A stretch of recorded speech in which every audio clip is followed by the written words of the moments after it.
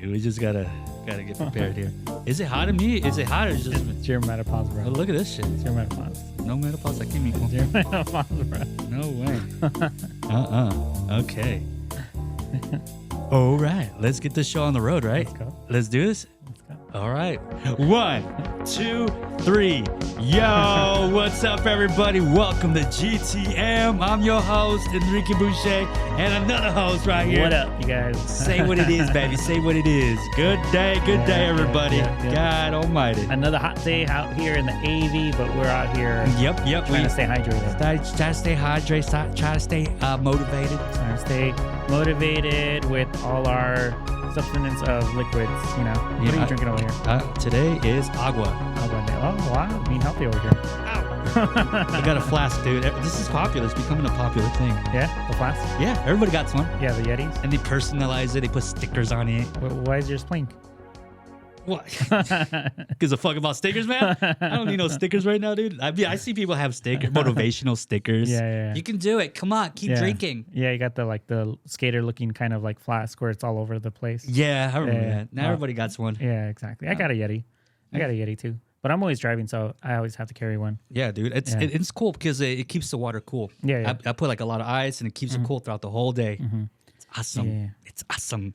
Economical. Economical, man. There you go. But yeah, man. I've been. How's your day, bro? Pretty good. I've been Yeah. on the health Trend? decline. Decline? Not- Oh, no. it's not good I looking. was being positive. Yeah, dude. But I know Decline. I was on the treadmill. I was on a treadmill. Yeah, I was doing that. How long did that last? Not too long, man. I went straight to Tostitos. Tostitos have this cheese jar. You ever seen those at the gas station? Yeah.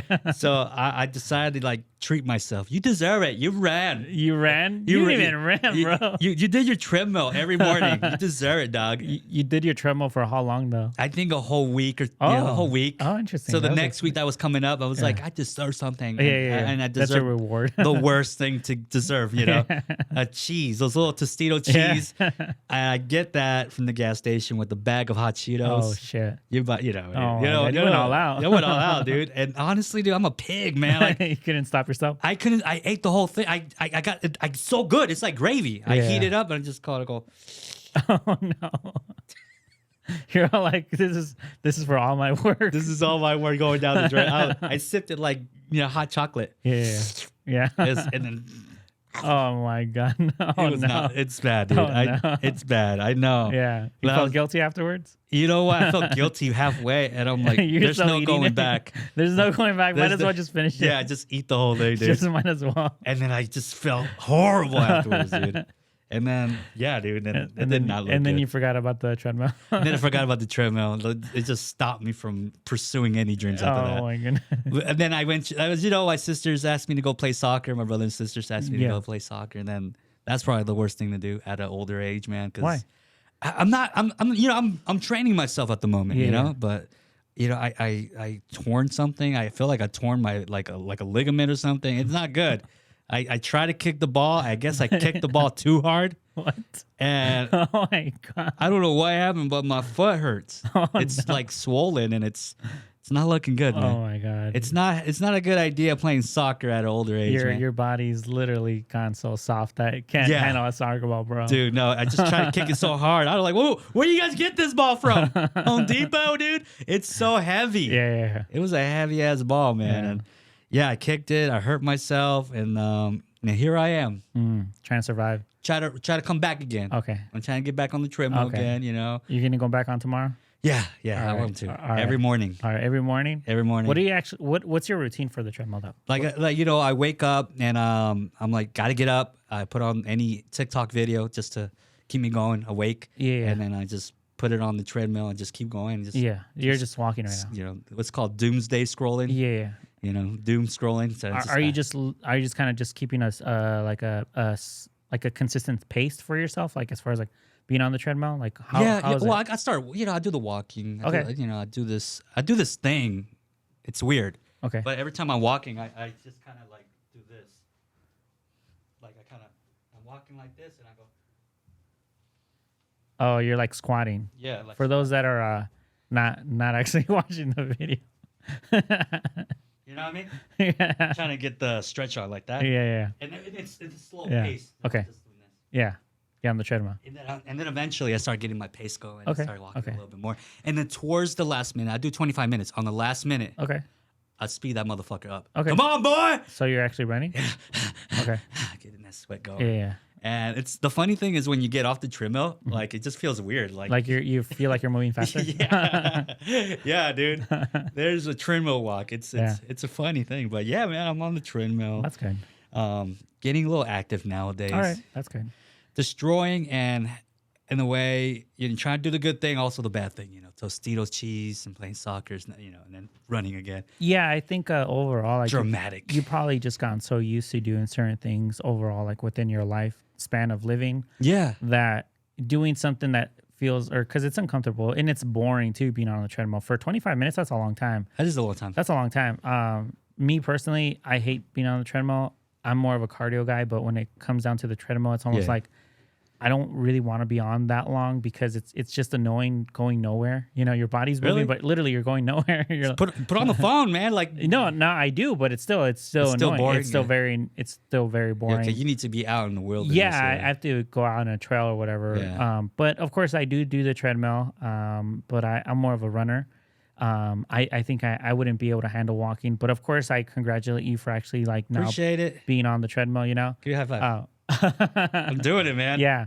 But overall, like I think when it comes down to the routine of like going back into an old habit, it's gonna be easier to do that just because it's just a custom in your brain, and like the easy to go backwards. Like the flavorful chips or the flavorful sodas or flavorful cheese or like the pizzas or whatever. Pizzas, yeah. Like it's easier to go back into that because that's your gut biome basically kind of like craving something that it's had for so many years that it's a craving, but it's something that it's just it's already in your gut. Like it's just like it wants you to feed it what it's been accustomed to been fed, and now you're used to it, and now you're like kind of going backwards, like, hey, I don't want to eat this food because you already understand what it is. It's not chicle food. That's what you told me. Yeah, it's chicle food. It's chicle food, man, not real food. That's why I'm like, bro, that's why you're not taking shits. That's why I'm taking shits increments of like days, bro. Days, hours. Just I shit for 1 minute. I'm like, oh, I walk out of the toilet. I'm gonna need to take a shit in an hour. Yeah. Increments. Yeah, exactly, because it's all processed food, especially the cheese that you've been eating. Yeah. And then I remember we had a late call, and it was like 8:30, and you're like, "What are you up to, Irvin?" And I'm like, "Oh, I'm about to go to sleep, bro. Like I have to wake up at 5 in the morning, but it's my routine. Like I know what time I need to start turning on my brain and all that stuff." Yeah. And then I asked you, "What do you do?" He's like, "I just ordered a pizza. I just ordered Domino's, dude. Like, a large Domino's." I was like, "What's going on?" I fucked up on the dinner, dude. I made dinner and I fucked it up. Oh, you burned it, bro? Yeah, and I wasn't paying attention. I over salted and I fucked it up, dude. Fucked it up for everybody. So I was like, what are we gonna eat? Yeah. Pizza. What time do you guys normally eat though? Like, what's your dinner time? Dinner time, it's 6:37. Yeah, it's kind of late. It's kind of late. It's late. Yeah. My wife comes from work from 5:30. Yeah, 5:30. And then she should be eating at that time when she gets home. Like literally at 6 is usually the latest that I normally eat, just because it's just like your digestion system is not going to want to it wants to kind of go into the energy mode of burning it. And of course, if you're just chilling on the couch or if you're just about to go to sleep, it's going to give you energy. And that's how I think a lot of people aren't able to go to sleep because they're eating so late. And then they're thinking, why am I not sleeping? I'm like, well, your body's trying to break it all down. Yeah, break it down and trying to process it. And then you're getting energy from the food too. Yeah.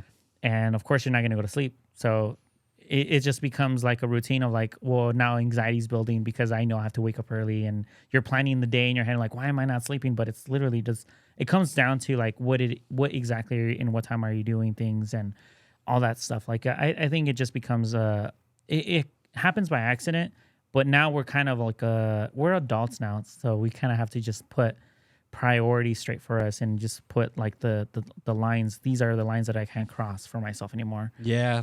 But it is what it is. And like I said, baby steps at this point. Yeah, as long as you're trying, Trying is the best thing to do. Yeah, and trying. As long as you're trying and you don't go back. I'd go back sometimes. Or you don't go back to the point where you stop. That's what I was gonna say. Okay, I'll be consistent Like, about yeah, it. exactly. If you're consistent, your body will start building that routine of like consistency. Yep. Where it'll start missing it if you stop. I just barely got that feeling. Yeah. I got that feeling. Yeah. I felt good just waking up at that certain time. Yeah, exactly. So it's Felt it's amazing. My brain felt amazing. yeah. I think we had spoken about this. Like, it's almost like you're rebooting your whole Yeah. process of thinking, and I think that's something that people. It's hard to break certain routines. You know, like things that you've been doing for I don't even know how many years that you've Forever. Forever. That's all you've done. Dude, I haven't had what's it called? A checkup, you know? Oh, a physical. I haven't had a physical in a long time. Yeah, like it's been like since high school. I was 21. Yeah, I'm What was it? 31 now. Okay, yeah, 10 years. That's a long time. Yeah, 10 years. You need to cough again. They're gonna make me cough. Yeah, you need to cough I left don't and care. right. I don't care. What do I have, doctor? I don't know. Check me. Put your finger. I'm ready. He's like Cheetos, bro. Whatever it is, just go in there. Just put the fingers in there. No, and that's just- 40, bro. That's something else. I heard people been getting that cancer. What's it called? Colon cancer at Yeah. an early age now. Oh, so, really? Wow. So yeah, 30s. Where's that coming from, though? Probably like from the food we eat. Yeah, it's probably like they can't poop either. Can't poop either. Yeah, they're like, all right, stick it in there. You shit blood and you go, I don't want to tell nobody about Oh, this. shit, bro. There's people that shit blood. You know what I mean? Oh, that's not good. It scared me one time. Oh, but- you've been doing that? No, once. Oh. Then I remember I ate hot Cheetos. Oh, I was okay, so the hot Cheetos, Hot yeah. Cheetos. But I was if it was real blood, I wouldn't probably I wouldn't tell anybody. Oh, no, bro. I'll go away. I'll go away one day. Yeah. It was Yeah. just that one time. Just that one time. Okay. Yeah. But it's I'm ready for a physical. Okay. I'll document it, Yeah. bring it on the show. Yeah. Well, any type of process that you're doing that has to do with body development, you know, like to make yourself better too, you know, like Yeah. you're just going to feel better and your personality's going to come out where it's like, it's going to be more vibrant. People are more inviting too. What, me being healthier? Yeah. Healthier. Overall, like people that are healthier are usually happier, you know, like they have Yeah. more energy. Yeah, less crazy toxins the body have to They deal have with. yeah. more, I guess their tolerance is a little higher for certain things because they don't feel fatigue. And I think the fatigue that people are feeling. I get fatigued. Yeah, exactly. But you're so comfortable with that fatigue because that's what you've known for a long time that you don't even know that So you're normal. fatigued. So of course you're going to get upset a little bit quicker, or Sleepy. yeah, exactly. Very sleepy You're- early. Yeah, what is it called? The consistency of energy that you have, it's just not consistent because you have your ups and your downs, probably because of the sugar too. much Just sugar. yeah, exactly. You're just hitting the wall every now and then, and you're like, I need a nap. I'm drinking more water than ever now. That's good. So that's been helping a That's lot. very good. Yeah. Sugars are going away. All right, you're letting go of the sodas. You're letting go in this soda. Well, You're trying. I am. The thought is, You know, it's a team effort, man. It takes a team effort. well, understand that this is not soda. This is the reason why. I Yeah, buy what this. is that, man? It's just sparkling water. Because last time you had Dr. Pepper. Yeah, that's because we went to Pokeball. Yeah. Yeah, What you got here? yeah. This is just sparkling water. That's all it is. It's Water just, that has fizz yeah, in it? yeah, Water fizz. yeah. It just takes me. What's the whole point? The craving for me of not drinking soda because I Oh. do like drinking soda, but I know it's bad for you. You love the fizz. Like, Well, it's just the idea that I'm kind of like I'm kind of tricking my brain. It's Don't like- drink soda, but it's like it's not soda, you know. okay. So it's just more of like, okay, it's not water because water's boring for my brain, so it doesn't want to drink water. That's weird. Yeah, exactly. It's like people that buy non-alcoholic beverages. Like, it looks like a beer. But yeah, it's not basically, yeah. just to look cool. No, it's basically so that Just you to don't trick go, the brain or Yeah, something? to trick the brain to not actually get alcohol. You know, like the same thing that for me, I don't like reading, so I trick my brain. Hey, you're only gonna read for 5 minutes. It turns into 30 minutes. Same thing. I don't like actually going outside in the heat running. So I'm like, okay, you're only gonna do 5-minute run, and then it turns into a 20-minute run. You try to trick your brain. You have to trick your brain. But like my brain sometimes goes, I know you're tricking me. And I'm Well- like, fuck. well, that's because you're kind of falling into that side of the brain. Yeah. You're already there. Even before the argument starts. Yeah. You're already saying, hey, I'm gonna follow this side of the brain rather than I'm gonna try to trick my brain. You're already like, I already know what I'm doing to myself. Yeah. So I'll forget it. I'm just gonna stay in bed. You know, that kind of thing. Yeah. So for me, it's just that too. Like I think a lot of people that have this routine of like, I need to wake up at 5 a.m. and I'm gonna go out to the gym or I'm gonna go for a walk. I think there's a lot of people out there that are doing it in the same concepts that I'm doing it in. We understand that it's healthy for us, but also it's hard for us. Dude, I know people that go to the gym, they Mm-hmm. eat well, and they're still miserable people. There's probably other stuff. Yeah, You know, but I'm like, dude, you're a rip. You're looking great. yeah, Gym rat. being healthy Depressed is as fuck, dude. What the yeah, heck? being healthy is just a small portion of a path of you know, feeling better. But then there's a lot of other factors too. Like, okay, who are the people that are in your family? Is your family toxic? You know, that kind of thing. Could be that stuff. That his family's very toxic. you know, substance. You know, that could be a big thing too. The job that you have could be toxic too. A lot of people are miserable in their jobs, and they're just like, hey, I need to pay the mortgage, so whatever I do, I have to go. So they're miserable. They might go to the gym. They might have a six pack. They might, you know, have the body that everybody great. wants. You They're know, doing the right thing, the right tools, but your environment might screw you up. yeah, exactly. Your environment is a big benefactor of your happiness as well. Damn, bro. Keep those people away from you. It's hard to keep family members that are toxic away from you, dude. Well, I wouldn't know. My family's in Mexico. Your whole, yeah. I wouldn't know, bro. I mean, you grew up with siblings, so I'm pretty sure there were some toxic moments. Well, I just have a sister and older sister, right? yeah, an older sister. Yeah, That's pretty toxic already. Yeah, That's already started off toxic. Older sisters, dude? Come on. That's, yeah, no, that's Well, I think with any type of sibling that you're gonna older have, siblings, yeah. you know, like there's always gonna be a competitive factor. Yeah, you but know. girls are different.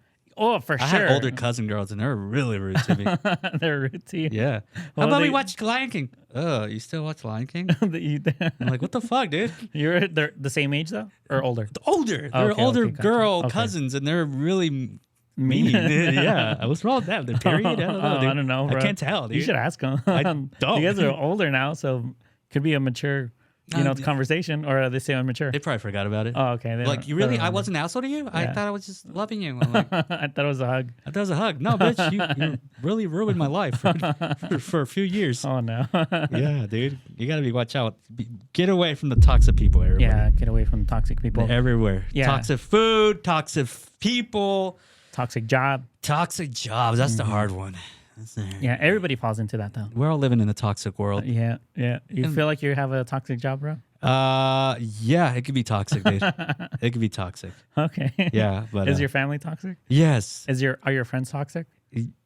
Well, I don't have many friends anymore. Okay. I have eliminated a lot of friends in my life. Oh, you did it on purpose though. Yeah, it just became a thing. I'm Okay. like, I'm like, what am I getting out of this? We're just doing the same thing. I'm Yeah, happy. yeah. I could do this by myself now. Yeah, just chilling. Just chilling. Yeah. We're not getting any Younger? or just no good conversations out of this. I'm just more like playing therapist. Oh, okay, gotcha. You know? They're just giving you all the traumas and Traumas. they wanted you to answer and hear them out. Yeah, and then even though if you give them like great advice, Yeah. they'll just kind of just.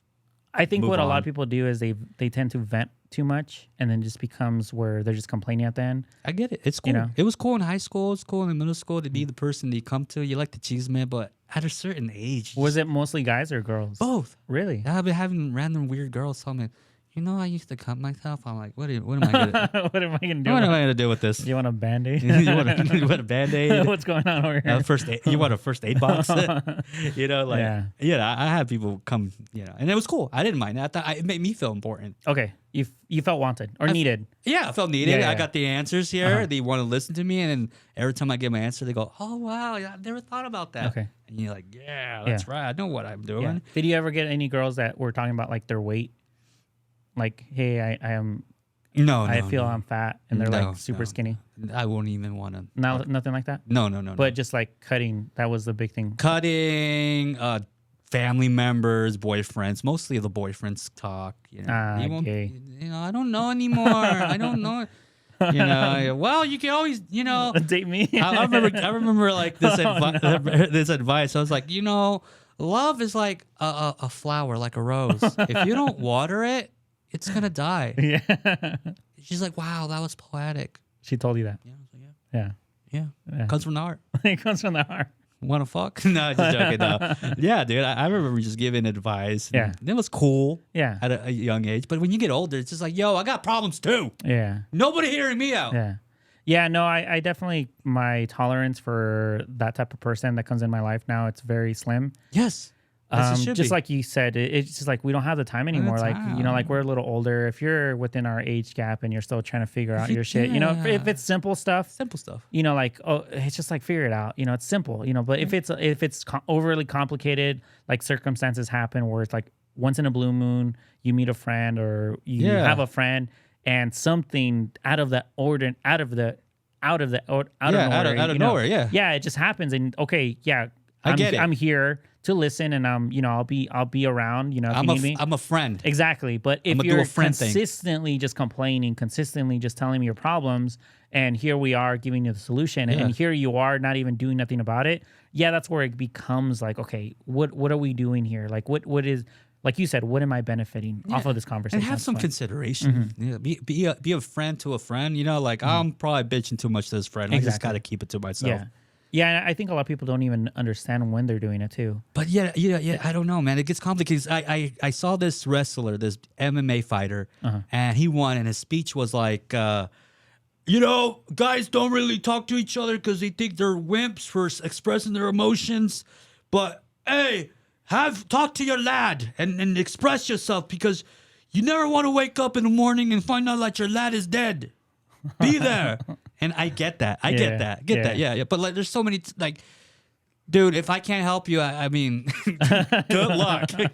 All right. What do you want me to do? All right, now. You know? All right. What do you want me to do? Yeah, but you already understand who your friends are to begin with too, and then the people that are just latching on just to latch on, you know, to take away your energy too, because a lot of people are miserable in their heads or are miserable in their lives, and they're just latching on to someone that is positive, and they're wanting to latch on to that energy because they don't know how to do it themselves. Yeah. But I do get it. Like at a certain point in my life, I did have to build a certain type of tolerance and also set boundaries for myself as far as like how much am I able to take in a person within my life, because a person could become an anchor within your life and you're just kind of dragging them, you know, instead of carrying them, or if not, having them follow a path that you kind of guided and they're doing it on their own, you know, but you're not doing it for them anymore. And it just becomes babysitting too. Yeah, you want to have fun. You're on this planet for so little. Like, have fun. You know, if you're not making me have fun, then what's the whole point? Yeah, what's the point of the actual let's have fun. Friendship? Yeah, exactly. Yeah, let's have fun. Yeah, that's the whole point of a friendship, is to have a good time. Yeah, have a good time. You know, have good conversations. You know, like every now and then, like we said, circumstances do happen. Yeah, I'll listen. I'll call you. Hey, yeah, exactly. Man, I'll listen. Feel sad. Like, yeah, I had a pizza. Hey, what's going on, dude? Like, tell me how fucked up I am, dude. You're fucking up, dude. Oh, fuck. So, like, yeah, dude. Well, having that conversation as far as like what we're talking about right now. When it comes to actual friendships, do you prefer friends that actually tell you the truth, or friends that are kind of lingering in the idea of like they're telling you what you're needing to hear, but they're not telling you directly because they're too scared to like hurt your feelings? Like, what do you mean? Like, so they have a hidden agenda? So let's say, we were talking about the pizza and the food and all that stuff. Yeah. So let's say I'm a different person right now. Like, you called a different person, and we were talking about health, and we we're talking about foods and all that stuff. So let's say, would you want that person to kind of directly tell you, hey, you're eating chicle right now. Right. This is why you're not taking shits on a normal basis. Yeah. Or would you rather have someone being super nice because they're too scared to hurt your feelings, or too scared that they're going to hurt your feelings? So they're going to say, oh, you know, like, well, tomorrow's another day, that kind of thing. So they're kind of like instigating the pattern that you're taking in, or the experience that you're taking in. Yeah. There's friends that can tell you the truth right in front. Respectfully. Yeah, as long as you don't make them feel like shit. Yeah. But do you prefer that, or do you prefer the other person that is going to tell you, you know, like they want to tell you, but they're not telling you directly, like, hey, you're killing yourself? No, I'd rather have a friend that tells me, hey, you're killing yourself now. Don't do that. It's unhealthy. And it's cool. I like that. I mean, they care for you. Yeah. You know, the other person's like, I had a situation where my brother was, you know, he needed to eat better, you know? Your brother? Yeah. Okay. So, and I will tell a friend, yo, hey, don't encourage the going out to eat. You know, don't do that. Don't encourage him to go get some Buffalo Wild Wings or Wingstop. Just don't do that. You know, he needs to get back on his health. And he goes ahead and behind my back and tells my brother, yo, your bro told me not to take you out to eat. Oh, shit. This is not good for you and stuff. What the fuck? Yo, why are you telling him that? and I'm like, I did it. Yeah. I should have just confronted my brother and told him. Yeah. But I told this fucking snake, and this guy made me look like an asshole, and said, Don't take him out to eat. Don't worry. yeah, he doesn't want me to take you out, bro. He doesn't want me to hang out with you. He's jealous. He's jealous, dude. He completely twisted the whole thing. Wow. And my brother was like, Yeah. I care for my brother. Yeah. Was it the idea that you didn't want to tell your brother directly because you were too scared that you were going to maybe hurt his feelings or start maybe some problems? Like confrontation for some people, it's hard. Some type of a confrontation. Yeah. I'm not, how am I going to tell my brother, hey, don't eat that, Yeah. So I just thought a friend to a different friend. Yeah. Let's work together. Let's all help each other. Yeah. Let's just, it's sensitive. It's a sensitive topic for him and for your brother. Yeah. So it's a sensitive thing. So let's all help as a community. Yeah. To move forward. Yeah. But you weren't doing it because you're going behind your brother's back. No, I wanted to help my brother. But I know your intentions were. They were. They were good. Your intentions were. But the other guy was just well, technically, it could have probably done. You could have done the same thing as far as gone up to the friend. Yeah. But what you should have done is gone up to your brother first. Yeah, that's the only thing. Yeah. Yeah, exactly. So your intentions were good. You just kind of. You skipped a step, you went from instead of going to A, you went straight to B. And then all of a sudden, hey, what's going on? And B was a fucking asshole. Yeah, exactly. Because if your brother would have known as far as what you were saying to your friend, he's like, yeah, he's right. We already spoke about this. Yeah. I do need to and then basically if you're depending on what your brother, because I've never met your brother, it would have been all dependent on him at that point. So it could have been where he could have gone and just neglected what you had said or spoken to him, but at least you would have felt better. Yeah. At least I know that whatever is said between them two, I already know what I said between me and my brother. Yeah. So we already know the truth. They could say whatever they want, but yeah, you just skipped a small detailed step. Yeah, you got to do it the proper way. Mm-hmm. If you skip steps, I guess it'll bite you in the butt. Yeah, but is that your personality as far as when it comes to confrontation or it comes to uncomfortable conversations? When it comes to confrontations, it has to be I'm learning not to get to the point where it's a boiling point. It's just poof. Yeah. I'm trying to find a reasonable time and the respectful time and try to figure out how to approach it. Mm-hmm. I can't be approaching it when they're having a bad day. I can't approach it when they have so much things and my conversation doesn't mean anything to them. So it's just kind of finding the right time. Okay, what if whatever action that you're trying to take within the conversation, whatever uncomfortable conversation, what if it's affecting you or your family? Then that's already if I see, that's definitely, I'm going to just go full throttle. Okay, cool. Okay. Sometimes I come out there a little emotional. You do. Hey, what's going, kind of heavy voice. Hey, what's going on? Hey, what's going on, man? We have a situation here. Yeah. Let's figure it out. Yeah. And they're like, what's this is coming from? Instead of introducing it, hey, there's some stuff that I want to address. The proper way. Yeah, the proper way. Yeah, I can't be going in with guns blazing. Who the fuck is talking shit? Yeah. I can't be doing that, man. Is it mostly friends or is it just the overall, overall, that's who you are and how you operate? How I'll operate, man. I had situations where I have to stand up and say, hey, stop. He don't like that. Yeah. Why are you doing that? He's out loud. Okay, so circumstances do happen where, it just where things do dissipate for whatever reason. Do you like the conclusions or you just let things go? The conclusions, the end of it? Yeah, if things happen, you have a friend, but you guys are no longer talking or whatever, would you like a conclusion on your end? Hey, what's up? What happened? That type of stuff. You want an ending to the whole thing, or are you the type of person that whatever? I have moments where it would end up having a nice conclusion, a nice bad blood, we'll shake hands, whatever. Yeah, I have moments like that, and I also had moments of just there's no need. There's nothing to talk about. We just kind of move on. Okay. I had both. Okay. You have a balance. There's a balance to it. Is there an actual reasoning for either or? Like I said, timing. Maybe I see them, they're already moved on. Okay. What's the whole point? Gotcha. They're already moved on. There's no point of me bringing something from the past. It's already, he forgot it, I forgot it. we're not really messing with each other no more like that. So yeah. just- What's the point? What's Exactly. the point? Why am I gonna bring it? Yeah. Some old shit? So now going into the whole idea of moving on, toxic question for you. Ooh, I'm excited. What's the toxic question, man? Dun, What dun, is- dun. dun, dun, dun. So we're What's the talking toxic about question, actually buddy? moving on, transitioning.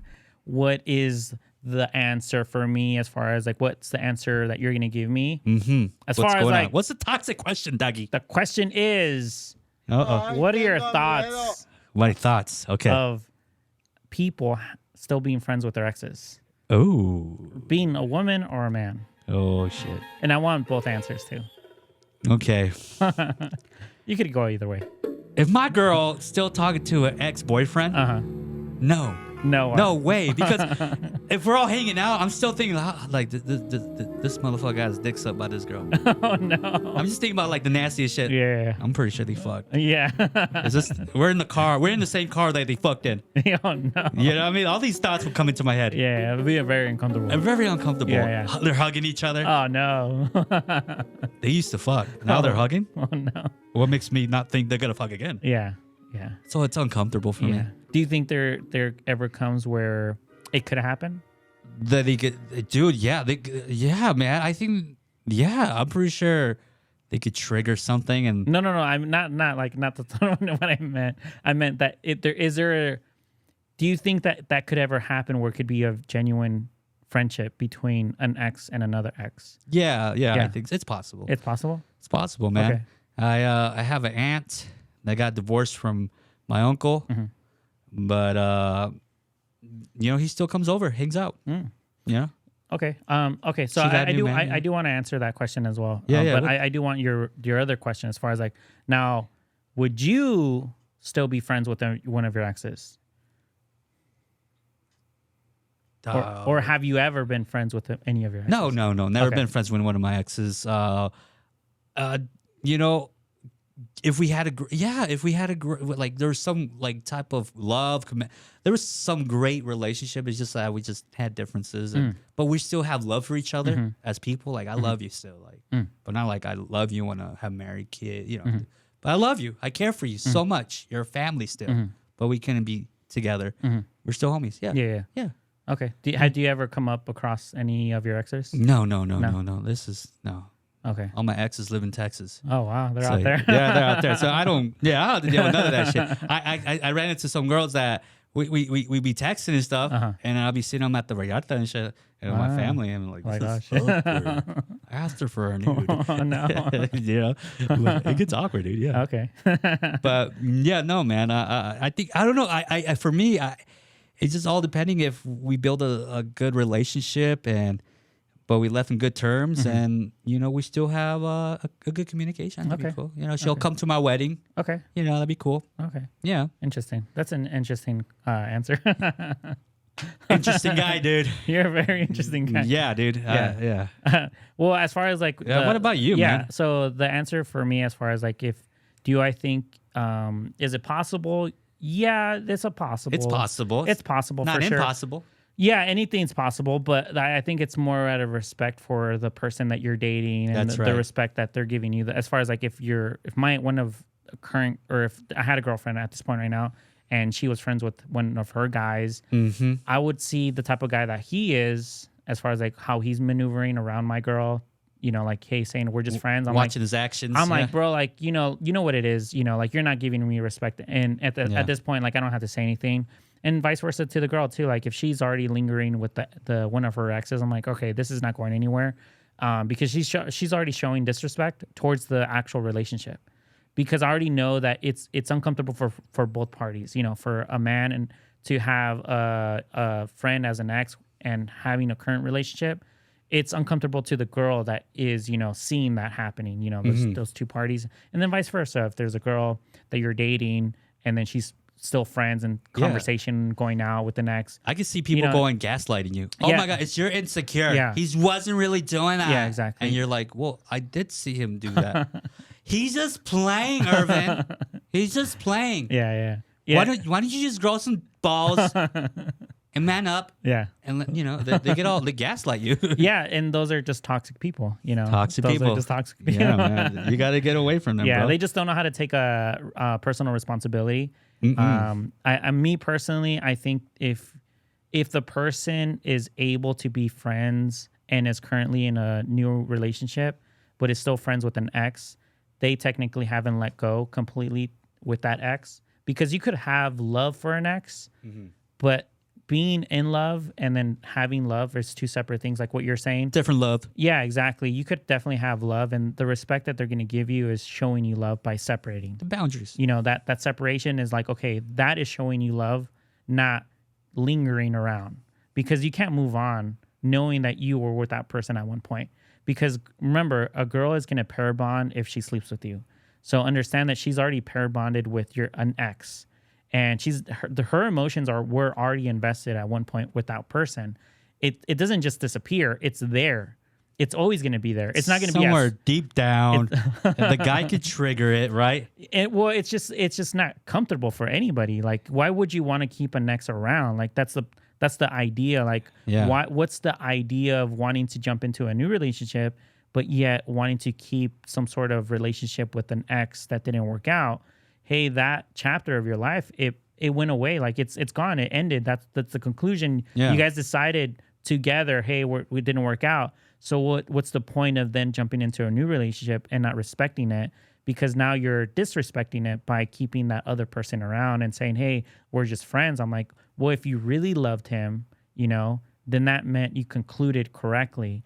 But if you're still in love with him, that's where I know that you're going to want to keep him around. And that's where a lot of people misunderstand the whole idea of separating after a relationship.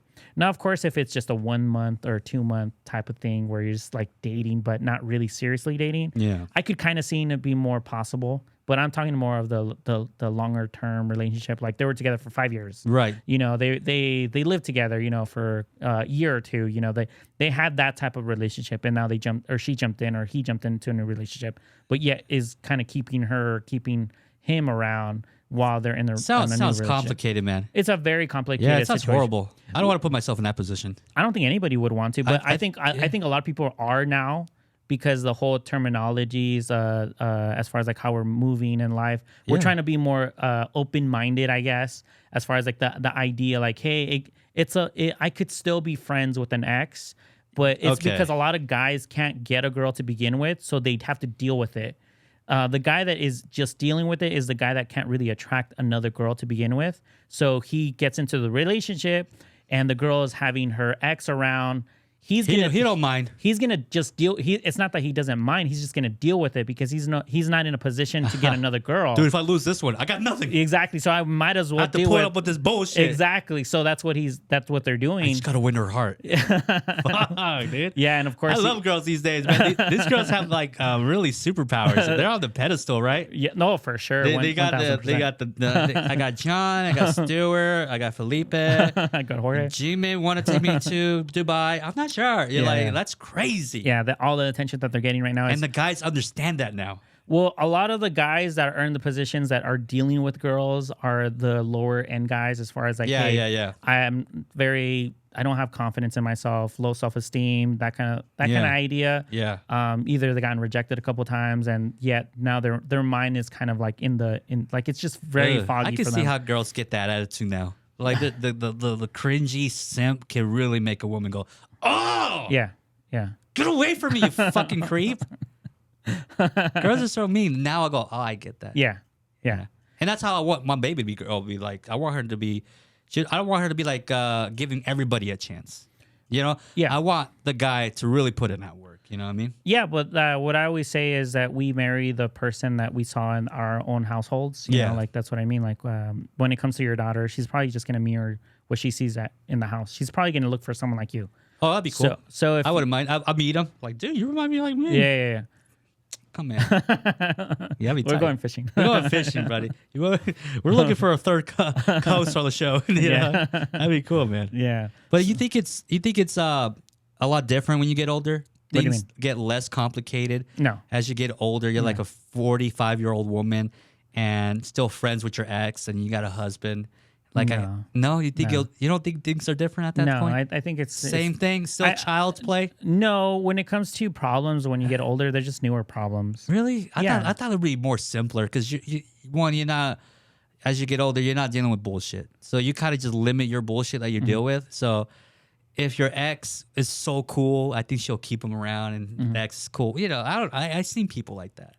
I don't know. I don't know. I think it's a lot easier when you get older. I don't know. Maybe. I think it'd be I'm not old, so I can't say. Gonna be old. I can't You're gonna say. get old. You're gonna get At old. one point. Yeah. Yeah, but once we get older, we're just gonna have newer problems. Health wise or like Grandkids.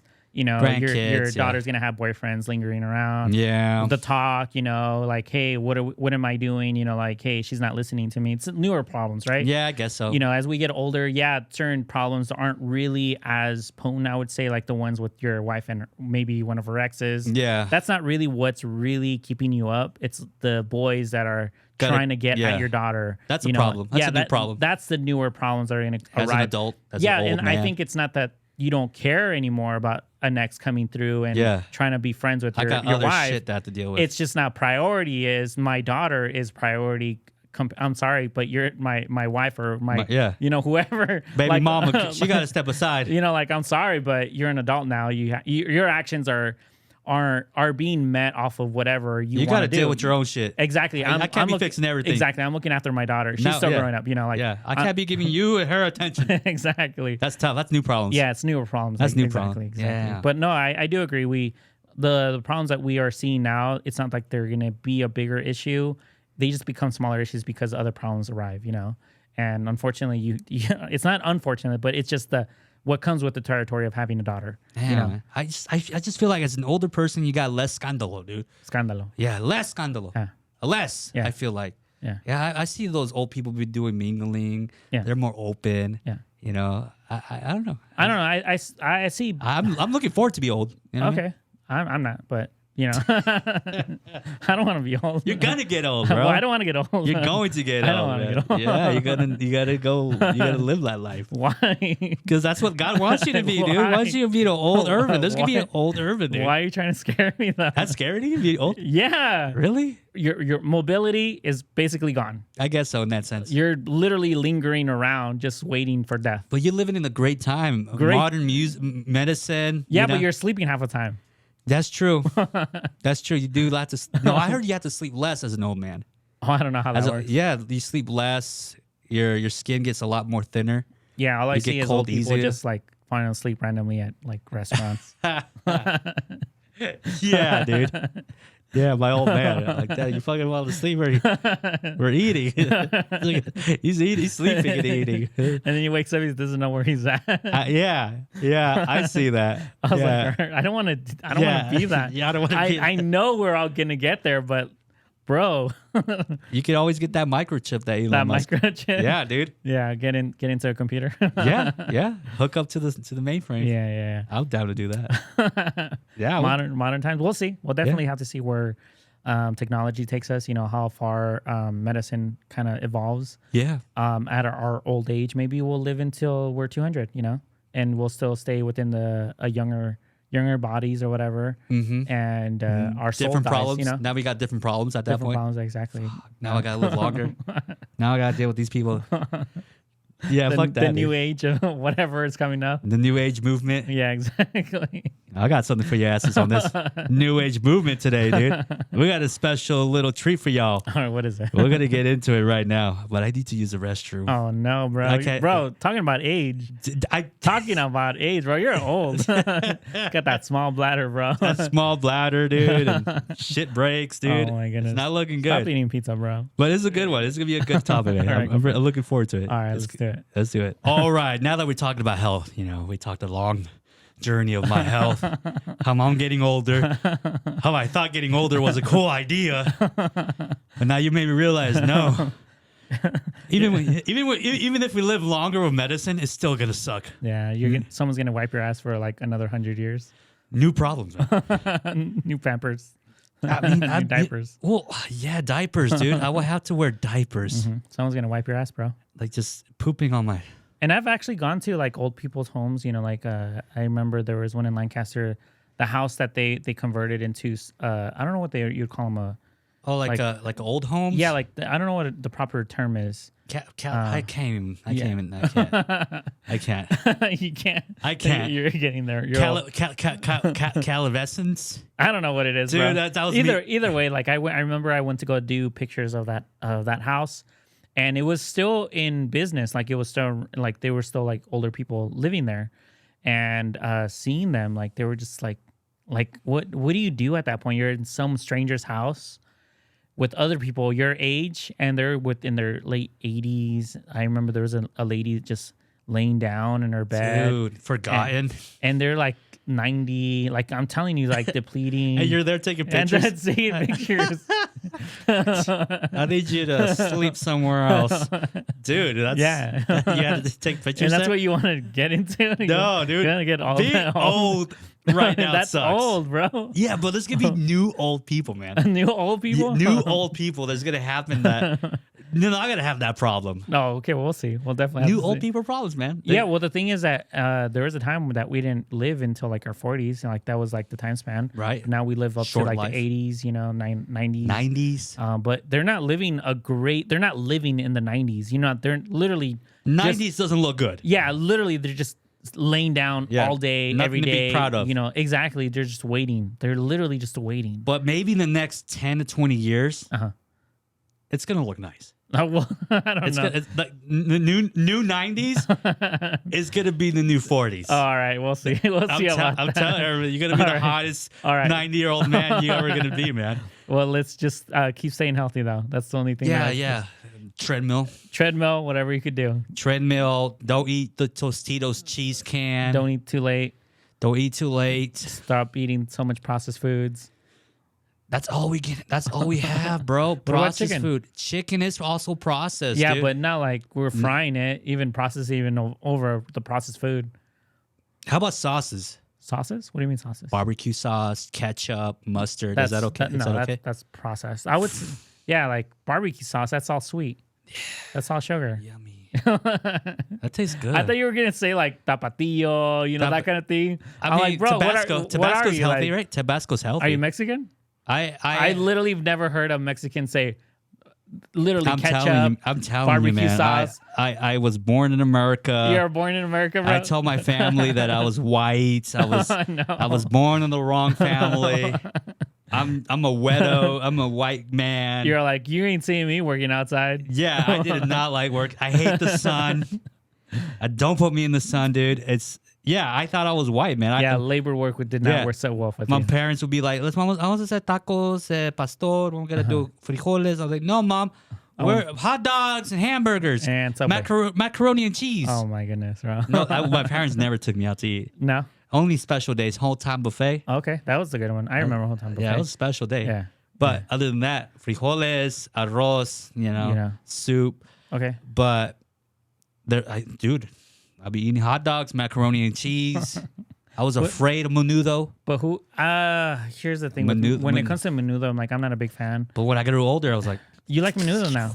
Really? I love the gooiness. Oh, no. See, that's the thing with Put a little lemon. I'm not a big fan of menudo. What's that green shit? The oregano? Oregano? Yeah. I've been doing this shit. I think for us, my mom she never accustomed us to eat pork. So menudo is pork, like the intestines of pork and all that stuff. That's the thing, being a Mexican as a kid, you don't even know what you're eating. Yeah, and you're eating vaca penis. I'm like, no, I don't know what they're feeding. Little kids be eating penis meat.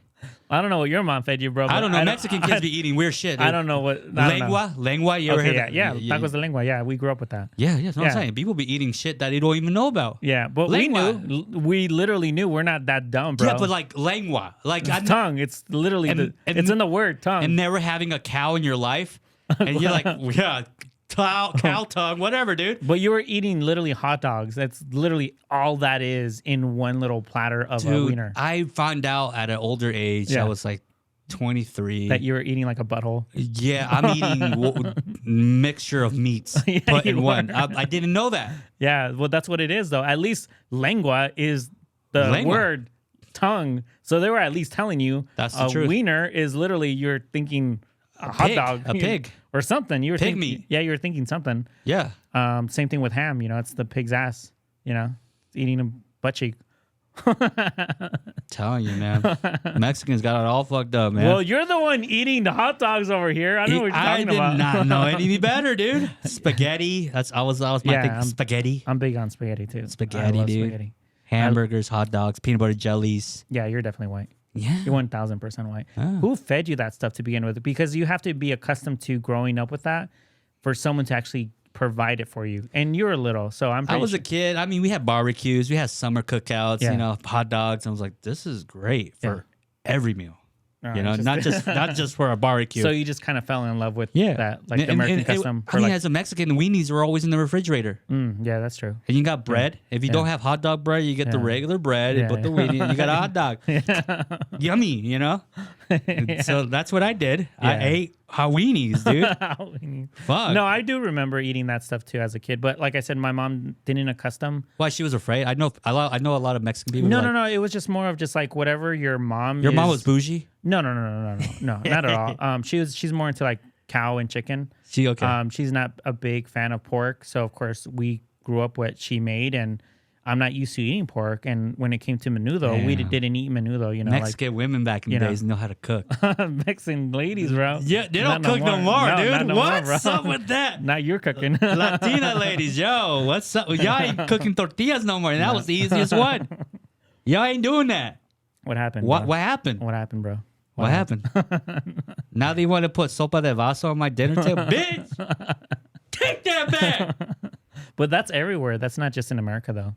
Like, I think we had referenced or that I went to Vegas a couple of weeks ago. Yes, you did. And it was one of my cousin's 40th birthday. And she's from Mexico. Yeah. So she wanted to go to Vegas with me. And of course, I grew up with her since she comes to visit like every other year. But since I've been 10 years old, with her parents. So we've kind of became friends, throughout the years that she's come to visit. And she said, hey, I want to go to Vegas. All right, let's go. We went for 3 days. And I think it was either the morning that we were leaving to Vegas, I was heating up tortillas. But usually, how you usually put a pan first and then you heat it up. Yeah. And then you put the tortillas.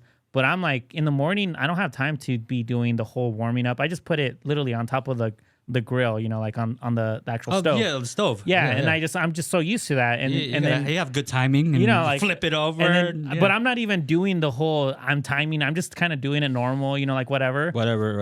And then she sees me and she's like trying to flip her tortilla and she's like, ow. And like, bro, where are you from? Like, are you from the city? She from Mexico too? Bro, she's from Mexico, bro. Like, they're getting bougie out there. She be microwaving her tortillas? Bro, she doesn't cook. I had to slap my wife because she be putting tortillas in the microwave. They're all sweaty. What the fuck you doing? They're all sweaty, bro. The fucking this wet. Why is it wet? What the fuck, dude? No. We gotta ladies, step your game up, my mexicanas. Yeah. Y'all want to just get Uber Eats and shit? Some bullshit. Yeah. Dude, yeah, we don't have it good like our our dads had it, Yeah, we have good things and bad things now as far as like when it comes to like our culture, how we're kind of coming up. It's just a little bit harder now just because it is harder to find a girl that it gravitates towards the cultura, like culture. What was once normal, like, hey, I love cooking, I like serving, like I like seeing my guy eating well. That kind of thing. Now it's more of like... Yeah, there's a pride of like seeing your man eating. Yeah, but now it's more like... Bitch, you better cook yourself. I ain't your man. I ain't your cook, bro. I ain't your cook. I remember... That's a good point. I remember when women had... orgullo, pride of feeding their man. And here's the thing. Eat that food. It makes her happy. The same cousin that came over a couple weeks ago, in May of this year, I usually have 3 aunts that come over. It's my mom's sisters. They're a little older. They're, I'm going to say... either late 50s and then another one's in their mid 60s and another one's later within the later 60s. So they're all older. They're older sisters. My mom's the youngest one out of all 3 of them, but technically she's the 4th. And of course, my mom accustomed me and my sister to be very independent as far as like, hey, you cook for yourself, you clean for yourself, because they were always working.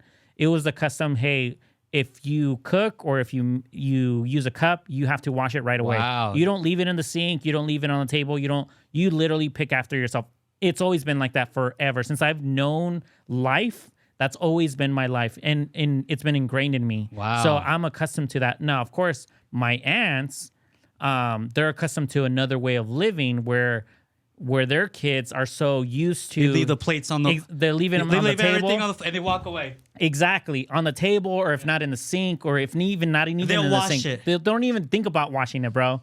And one of my aunts, of course, she just started coming maybe 2 years ago, which she's the oldest. And every single time, because I would always wake up before them so I could, shower, do my thing. And then they would wake up and then use my restroom. And of course, I would go downstairs, make myself breakfast, make myself a coffee, and they would come down. And then, of course, they'll greet me, good morning, all that stuff. And they're like, oh, you already cooked for yourself.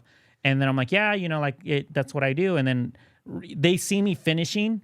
All of a sudden, they all want to pick after me. I'm like, no. No, like, mijo, déjala. I got it. Exactly. But I'm like, no, it's my plate. And they get so surprised, like, man, like, you guys are so modern. They like, it's just like, wow, mijo, you wash your own cup? Yeah. And then Wow. they're like, yeah, at home it's completely different. Yeah. But it's just the routine that my mom had built in our house, because they were always working. My parents were always working. They were never home. They were consistently working. My mom would get home. She would cook, but she was tired. So she got time for your ass to be making mess and cleaning exactly. it up So afterwards, she made me and my sister, hey, you need to pick up after yourself. Since I could remember, you have to do your bed. You have to clean your room. You have to wash your own dishes. Does she praise you? No. It was literally just, it was ingrained in us. It was a normal As a little thing. kid? It was normal for us to do these things, and there was no praising because it's your life. My dad would say, hey, why am I going to pay you to do something that you're living in, which is your house? You're going to clean after yourself because it's your house. I don't have to pay you because it's your house. You want to live outside? Go live outside. Nah, we got chores. We had allowances. I know. That's why you're a gringo, bro. I had allowances, everybody. I didn't even know what an allowance was until after high school, bro. I was like, what the hell is an allowance? Your dad gives you a weekly payment to do what? To cut the lawn, I'm like, bro. Like, I've been doing that all my life for free. Yeah, dude. That was expected of you. Yeah, it's just expected because it's your house, though. It's literally your house. That's the thing. Like, that idea of your parents making you feel like this is your house, you treat it like it's your house. Yeah. Like, growing up for me, it was like, that's their house. Okay, I got to cut the lawn. Pay me, bitch. Yeah. But it's because they accustomed the idea of like, hey, there's payment after your whatever your chores is. Yeah. And my parents instilled, hey, you need to work and you need to get used to this idea of working and understand sometimes you're never going to get rewarded off from like just being an adult or being responsible. And I think the responsibility, as far as like just doing it because it's a responsible thing to do, it accustomed to me and my sister. So we're already accustomed to cooking, picking after ourselves, washing our own dishes, washing our clothes, folding our clothes. You got the old school. I hear a lot of that old school lifestyle of parents working 24/7. You at home with your siblings. Yeah. My wife had that. Yeah. It's quite a story. Yeah. I never had that. Yeah, and this, I had my mother in our house 24/7. Exactly, and taking us to Chuck E. Cheese, Disney, fucking to the parks. But if you could kind of see, and if you could kind of take the analysis between even me and your wife, how we move towards life in general, right? Yeah, same. It's always like it's not even a question that we're asking ourselves if we should do this or no, it's no question. It's just like an action because our bodies are so accustomed to it, but because your mom kind of did most of the little things in between that you should have been doing, she kind of took that away from you. Yeah, because my wife would be like, go help him. Yeah. Like, he'll help you. Yeah. And I was like, hey. I ain't helping nobody. I ain't getting no allowance. Unless they ask me to help them. Yeah, you know what I ain't getting no allowance. I'm not getting up to fucking move heavy shit. If you want help, they ask me. Yeah. She'd be sending me out there. Yeah. That's just not even a thought. Yeah, that was just a thing. You go do it. Exactly. Especially if you're a man, you have to just get up and do it. And that's where the pride comes. Not for me, mister. Well, that's where the pride came in for those type of women, as far as like serving the meals, the hot meals, because they understood that their men were just doing their part, and without the thought of them doing it, they were just like, it's hot, it's cold, I'm sick, I'm sad, whatever. I'm going to go to work. I need to provide. And they were being appreciated off of that action, off of the girl, hey, here's your tortilla. I know we're poor, but here's at least a hot meal. Here's your beans and some chicken or whatever. First hot meal when you come from work. Exactly. You got your chela right there. Yeah. And as a man, you feel that pride. Yeah, because exactly. imagine coming home and not having that chela. Yeah. Not having a hot meal. You just come home, you just bust your ass out in the sun at 107 degrees. Yeah. And you come home and you're like, where's the house is dirty. Yeah. Kids are running around. Yeah. There's no food. Yeah, but You're sacrificing what? Yeah, but the idea is that I think a lot of complaints from men now are they're kind of going back on the aspect that they are the men that their dads are, or what their dads were, I would say. I'm like, bro, do you deserve a tortilla not from the microwave? Or do you deserve that microwave tortilla? That's right. Are you is your love tortilla in the microwave or your tortilla on the stove? Exactly. Which one are you? It really defines who the man is at that point. Exactly. So it all depends. My wife is doing tortilla in the microwave. She's actually telling you a lot by actually doing it by the tortilla. You better get out next time. Well, you get out next time. She's like, shit. hey, she probably said, hey, Enrique. What do you want me to do? My dad builds houses. Exactly. Enrique still needs to be told what to do. I'm going to make him tortillas from the microwave. She's saying a lot without saying anything. Ridiculous. Without saying any words. Hell She's no. literally telling you everything that you need to hear just by putting that tortilla in the microwave, bro. Yo, my dad is at a high fucking peak of men. Yeah. There's no, like, this is pride of my father. Yeah. There's no man like my father. There's He's an old brand. Old school. So my godfather and my dad are old school. Old school. My godfather, literally, I would go work for him in the summers. He was a mechanic. Yeah. He owns about 4 or 5 acres in Little Rock. Yeah. He has his own body shop in his yard. And you won't be able to tell because he has a bunch of trees in front. And he does diesel mechanic. So it's a heavy lifting, big ass tires. Big, yeah. And I'm a smaller person, bro. Like the tire is literally more, how the fuck do you pick that shit up, bro? Heavier than me, bro. How do you do? I want to see that. No, he literally taught me how to use my knee to pick it up, like to kind of weigh it in and all that stuff. Yeah. But I learned a lot of the old school way of actually understanding what hard work is. And now that I look back on it, I do appreciate those moments. I do agree I would never want to live that experience that they went through because they were just trying to provide. So they got accustomed to that, hey, work ethic. But looking back, I am grateful that I got to experience at least a small part of it, because there was nothing else after high school for me, because I am an immigrant or whatever. So the opportunities were fairly slim, but I do remember those moments. So when I'm in my studio, I'm editing all day. I'm like complaining in my head. Right now they're doing a new building across the street. Sometimes I'll look outside the window, who's working, who's outside in the sun. Bunch of older Hispanic men outside in the sun, getting darker. It's 104, 108. It's a building. There's no AC in that building. They're barely making that building. Yeah. So there's literally nothing to give them a cool air, nice fan or whatever. It's not looking good for them. They're outside horrible. hustling. Horrible. So for me, I look back on that experience of my godfather yelling at me. Like, he would literally tell me, I am not paying you to stand around. And that's what I would hear. But he's old school. Yeah, like he's that old school. Like he wouldn't take that question. Do you love what you do? So his no pendejo. I have to feed the family. So his the one thing that he never liked ever hearing from me, I'm tired, is the word I don't know. Oh fuck. Okay. And which would, for me, it confused me even more because I didn't know. There's things that I didn't know. Yeah. He would say that, he was like, you know what frustrates me the most? He's like, when you say, I don't know, I was like, bro, because I don't know. Because, like, tell me so I could know. It's common sense, mijo. So I could know. Yeah. He's like, I hate it when you say, I don't know, but you say it in Spanish. No sabo. You were a no sabo kid. No sabo kid, bro. No, I knew, bro. Like, I know Spanish. It was just more of the, like I said, the way that they move, it's so fast paced, but it's just because it's accustomed to the routine of the way that they grew up with, as far as like not having the opportunity to sit down on the computer, not opportunity to sit down in a class, because there was no opportunity for them. It was just like labored work and that's it. But now having kids, me coming in from Mexico, I didn't have opportunities to work at McDonald's or, air conditioned, whatever. I had to go work with my dad construction. I had to go work with my godfather mechanics. And whatever work they gave me, I did. Like, I remember in the hot summer, 104, 107, I had to dig up my godfather's new septic tank. Like literally, A septic tank? I had to dig up a new septic tank. I just bro. did that recently. Yeah, It's a pain in the ass. it's a pain. And he lives Digging. in It's a fucking workout. One, he lives in Little Rock. It's hot. That Little Rock is hot. It's like it goes Lancaster, Palmdale, and it's just worse. It just gets worse. Little Rock, it's hot, and it's not like the nice sand at the beach or whatever where you just put a shovel. You guys don't have trees. It's literally you. I had to.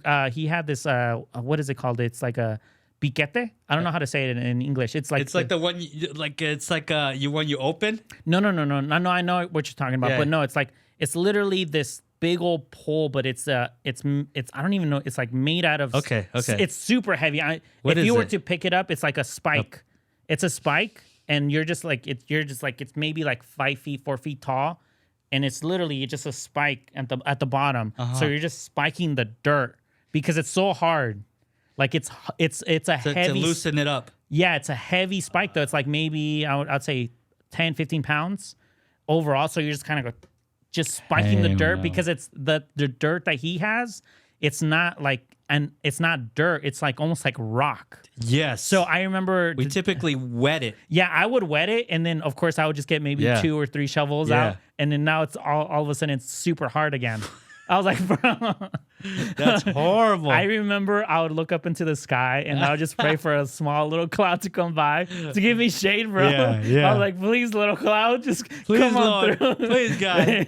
And nothing. Nothing, bro. You had to. I was just out there, bro. I was out there. That's horrible. That's horrible. But that was my experience, though. That was literally my experience. But once again, yeah, it's an experience that I could look back on and I could appreciate the things that I do now, even when I do complain about the little things that I do, as far as like things don't ever happen the way that we want it to happen, as far as like within our careers or our jobs. Nothing's ever perfect. So sometimes I go to a house, I take pictures of houses. So sometimes I go to houses and there's no AC. Literally, there's no AC and it's a 2-story house. I know I have to be there for at least an hour to get the pictures done or the video done. And I'm complaining in my head, bro, like it's 90, 100 degrees in that house. There's no ventilation. You know, the people in there are just so cheap that they don't want to turn on the AC. But I remember moments of things being worse. And that's where I kind of flip my mind as far as like, you had it worse. So stop complaining. So you got to be an asshole to yourself then. I have to stop being a bitch. You had it worse. And you're like, you're right. It's just being realistic. It's just being, trying to flip it around. Huh? Yeah, it's just being realistic. And the thing is that because a lot of people have lived life of comfort their whole lives, they complain about the smallest things. You know, they don't understand other ways of living because their whole life has been so comfortable. So a small uncomfortable thing of just like you volunteering to go help out your dad, or volunteering to do whatever, you know it's going to be uncomfortable outside because it's hot, but you never knew the idea of doing it out of necessity. Right. So for you, it's just uncomfortable to just even doing it voluntarily. Yeah, I would hear stories about construction workers coming back home with like a fat ass foot, like they dropped something on their foot, and they have to go to work the next day. Yeah. So I remember this other time I went to go work with my dad in the summer, and this is where I wanted to buy an amplifier for my band, and it was for a 2-month period. It was in the summer. It was like summer school. So I'd go to school. I was in cross country and I did like a band and all that stuff. So I was always in activities. I'll come home, eat, and my dad would come from his first job and then he would have side gigs. Yeah. So his side gig was in the evening time, and this was in July. So, because I remember it was like 4th of July around that time. Yeah. And this was at somebody's house. They had like a basement. And it was like the size of the studio, so around 900 square feet. Yeah. So the same size of the studio, square-wise, that's the size of the underneath, the bottom basement that they had. And they wanted to convert it into an office. Super nice. So me and my dad, they already have the drywall. My dad's a taper. So a taper, what they do is they put the masa. I don't know how to say certain things in English because I only heard them in the plaster. The plaster, there you go. Yeah. And then from the plaster, you sand it down. Remember, it's a basement. There's no ventilation. Drywall, yeah. The drywall's already there. Yeah, okay. So you just plaster it. The plaster, and then you sand it down. And then from there, you do the texture. Yeah, the texture, yeah. You have the gun, you texture it. Remember, it's the summer. The roofing, the roofing and everything. So remember, it's the summer. If it's 104 outside, there is no AC under the basement. There's no AC. There's no ventilation. That sounds horrible. There's dude. no window. There's no fan. 900 square feet of literally a dungeon, and we're under there. And I remember just complaining throughout the whole process. Like I hated seeing myself dirty. And like I said, I look back on those moments. I'm like, bro, you had an experience that you could remember just in case you were complaining about something small at the studio, something small outside of the workspace. You've seen my car. It's semi nice. You know, I better than mine, bro. The fuck, man? My window won't go down and shit. But I had those experiences too. So once you have a nicer car, you're going to appreciate that nicer car more than if someone had grown up with a nice car already. It's just remembering, huh? Yeah, it's just the moments the things that you don't have are the things that you will appreciate later on in life. And going back onto the foot thing that you said, the construction worker. Yeah. That summer, my dad asked me to. I think it was just the plastics because we were gonna paint afterwards. So we had those rolling plastics, and I had to cut it with those those razors. And I remember I basically I was younger, so I didn't know how to actually do it correctly. And my old school Mexicans, they don't teach you. They just tell you what to do. Just do that. And you're like, okay. Yeah, but yeah, exactly. Yeah. So I sliced my thumb. Yeah, dude. I literally sliced my thumb deep because Did you cry? It started gushing. No, I didn't cry. What'd you do? I just looked at it and I told my dad, I'm like, hey, I cut my thumb. And my dad basically No. Yeah. So my dad, what he did, he's just basically got a tissue from his pocket and then got tape. He wrapped it and then he's like, oh, get back to work. Yeah. And he's like, there's no medical here, so get back to work. Yeah. And that's how I grew up. That's literally my experience of like, you want something, you're gonna work for it, but understand it's gonna come at a price. And that's where my work ethic comes from as far as like movement too, because when I'm working. Like I'm literally, if you see me at a house, I could multitask so well, but that comes from the experience of my dad and my godfather. Yeah. Like actually understanding this is how your body moves. Understand that you're not made out of plastic or made out of glass. You're not going to break, and understand that you are a man, and that's it. And that's literally the whole concept of how I grew up. Now, of course, I'm trying my best to, if I have a son, to actually teach him how to cut the plastic, not just tell him. Step by step. Yeah, and actually. Tutorial. Yeah, so. YouTube tutorial. There's certain things that I do want to actually teach my future son or future daughter, whoever. Yeah. Like there are certain work ethics and certain things that my parents did correctly, but I do understand that there's certain things that they could have done better. But of course, they were kind of building off of what their parents taught them. Normally, and, that's like normal, the culture and all that stuff. Because I do hear stories from even my grandma, like hitting my aunts or my grandpa hitting my aunts. But the three aunts, they were telling me, yeah, my dad used to hit us. If one person got in trouble, we all got in trouble. So if one person got an ass whooping, I wonder what that mind stays at. Like did he feel guilty to hitting one? No. It's like I need to hit everybody. Fuck it. I hate all these fucking kids. It was more of like the idea that each sibling had to take care of each other. So because back then it was like ranch style, so they were always working as well. So each sibling had to put them on check. No, each sibling was just looking after one another. So the idea is like if your brother or your sister is doing something stupid and you didn't do something about it to correct it, now it's your fault as well because you were a witness. I like that. That's very like Nazi type vibes. He fucked up because of you. Yeah. And then all of you are gonna get fucked up. And that's how you get them in line. But of course, there's a correct way to do things and there's an incorrect. Do I believe in the idea of am I gonna hit my kids? There's gonna come a point where I am not gonna believe in the whole idea of like actually hitting my kids, at no certain age. Pals, no. No, when it comes down to like, okay, they're a baby, they're taller, right. That kind of thing. You're not gonna hit a toddler. I see my uncle hit a toddler. But the idea is just more of like, okay, I have to understand how a toddler actually mind works, and then how a 6-year-old works, how a 10-year-old works.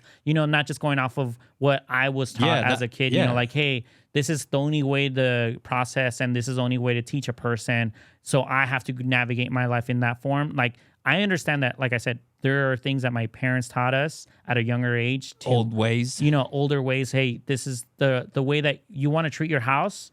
You have to respect your house, and you have to do your own bed. You have to clean your bed. That's an old school thinking that really does do positive. Exactly. But then there were other things that they did not were positive. Like, the idea of like, hey. Smacking you across the head and shit? The idea is did like. Did you get hit as a kid? Yeah, I did.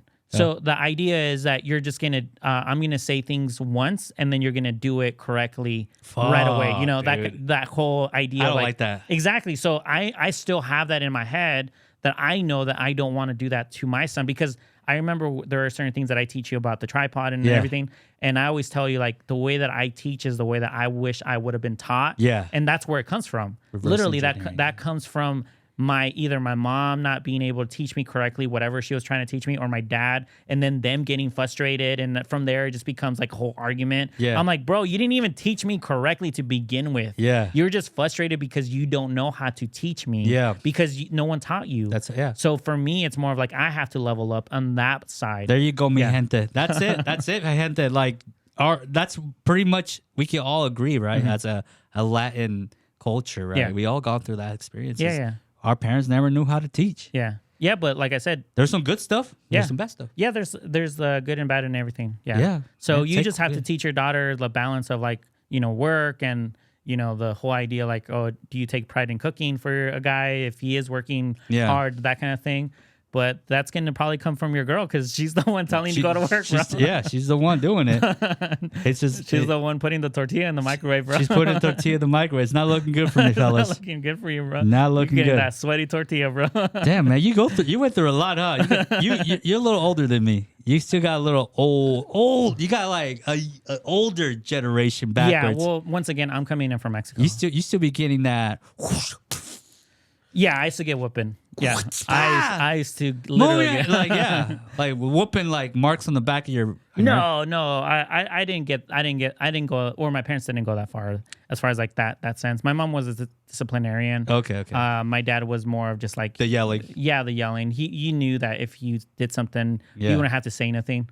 He was just that like, sounds like a typical healthy Latino family. Yeah, the that's what mom it is. hits, the dad does the yelling. Yeah, exactly. That's as healthy as it can get as a Latin family, right? Yeah. But once again, we now are living in a culture where we can't really do anything. Like it's more of like, you yell, now you're traumatizing your kid. You know, that it's now becoming the whole idea, like, I heard yelling, now I'm traumatized. Like, I'm now having to have a day of my own because my mind is so claustrophobic on everything. I need my space. Exactly. I hear that all the time. I need my personal space, I Dad. need my space. I'm like, bro, you don't know how dumb that sounds. Cut the lawn and then get your space. How about that? We figure it out. We'll get your space going on soon. Yeah, for us, it's like the family value of like always sticking together has always been there, and it's been ingrained. So when I hear the whole space thing, it's just so foreign to my mind that it angers me.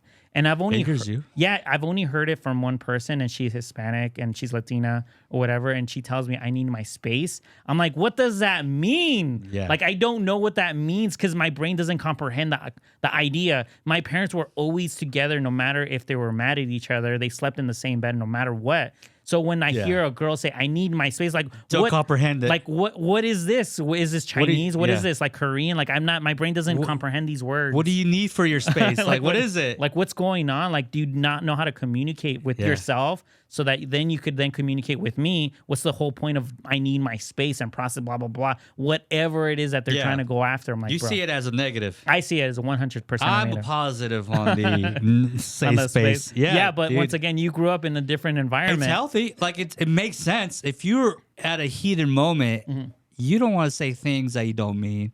You kind of just want to have your own space, cool down. But that's where you need to understand who you are before you actually get into the argument beforehand. I think people should have their right to say they want their space. Yeah, that to me, that's like Americanized though. That's literally the most Americanized. That's evolvement. That's us helping us evolve to a better thing. For you though, not for the other person. I think overall, as an individual, I think should be, if you're in a heated situation, best to walk away, have your space, breathe it out, think over what just happened, come back, talk it over. Yeah, once again, like, that's so foreign for me because I didn't see that. Like, for me, you be shouting and like, no, we don't shout. We understand. Like, it's more of an understanding. Like, if you're if you're in a heated moment and you got to get it the right way the first time type of guy. You have to understand who you are to begin with, to have a conversation with whomever you're having a conversation with to begin with. So if you're in a heated conversation and you don't know how to navigate that conversation, and it's your girl, understand it's your fault that conversation got heated to begin with.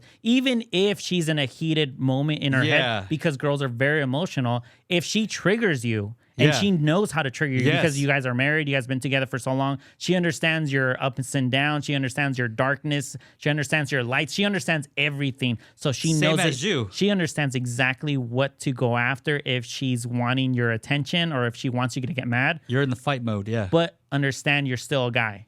Yeah. And if she understands how to trigger you, that's where you have to understand who you are to begin with. You have to understand the situation overall. Like, Because I'm a guy that says when that point comes in, knowing myself, I need my space. that's what I'm saying. That's because you get emotional. And that helps. That helps you. Because if you understand that this person's going crazy emotionally, Yeah. and you're emotionally Yeah. getting stirred up, That's your fault then. yeah, it's my fault. That's So your fault. My fault. And what I do is to get emotional.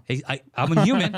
I'm a human being. But that's what I mean. It's your fault though. Like you can't. It is my fault, but the help, the tool Yeah. is getting away from that situation. I do agree. It's safe space, buddy. If it gets physical, yeah, definitely. Well, physical and just yeah. violent, Yeah, loud, if- or just well, insulting and cursing each other out.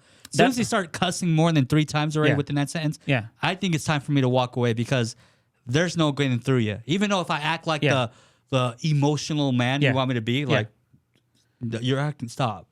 Well, the idea for me, it's just not really just even acknowledging the concept of what they're saying, because that's what I'm saying. Like, if you know that she's doing it on purpose to trigger you, you're Perhaps she's doing it on purpose, or perhaps she's just doing it because she's emotionally bothered. And yes, it sounds crazy, but some of those points might be valid. So you can't just dismiss it. Yeah, but that's where you have to understand what it is that she's saying, even if she's saying out of anger, even if she's saying to trigger you. That's what I'm saying. Like, you have to understand who you are as a person. That's where stoicism comes in as far as like being a guy. Yeah. And this is where my idea of like the way that my godfather, the way that my dad basically put concepts in my head. Like, look, it is what it is. It's hot. Yeah, you got cut. There's literally, like I said, you had it easy, so it's easier for you to get triggered. I had it hard, so it's harder for me to get triggered because I understand what physical pain is. Like you just told me from the point of your beginning of life in your home, it's like you already know clean your dishes when you're done. Like you were robotically programmed. Yeah. Don't question it, do it. Don't question it, do it. Don't question it, do it. Throughout your whole age. Yeah.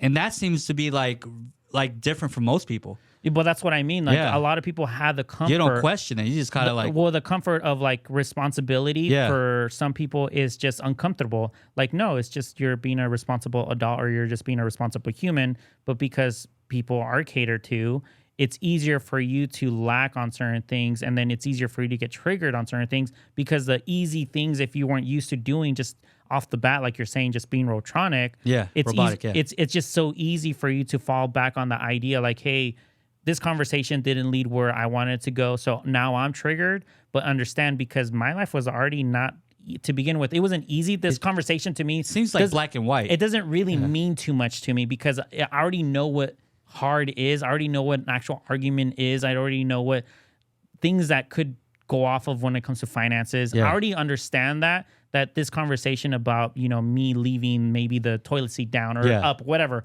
whatever small thing that my girlfriend or my wife or whomever it is, if she's arguing to argue, all I already know is that I already know who I am. If she's the girl that I already know who she is, I already understand that she's a woman. She's already going to be emotional regardless. Right. If she's trying to tell me something, but she's not saying it correctly, am I going to take abuse, like physical abuse or verbal abuse?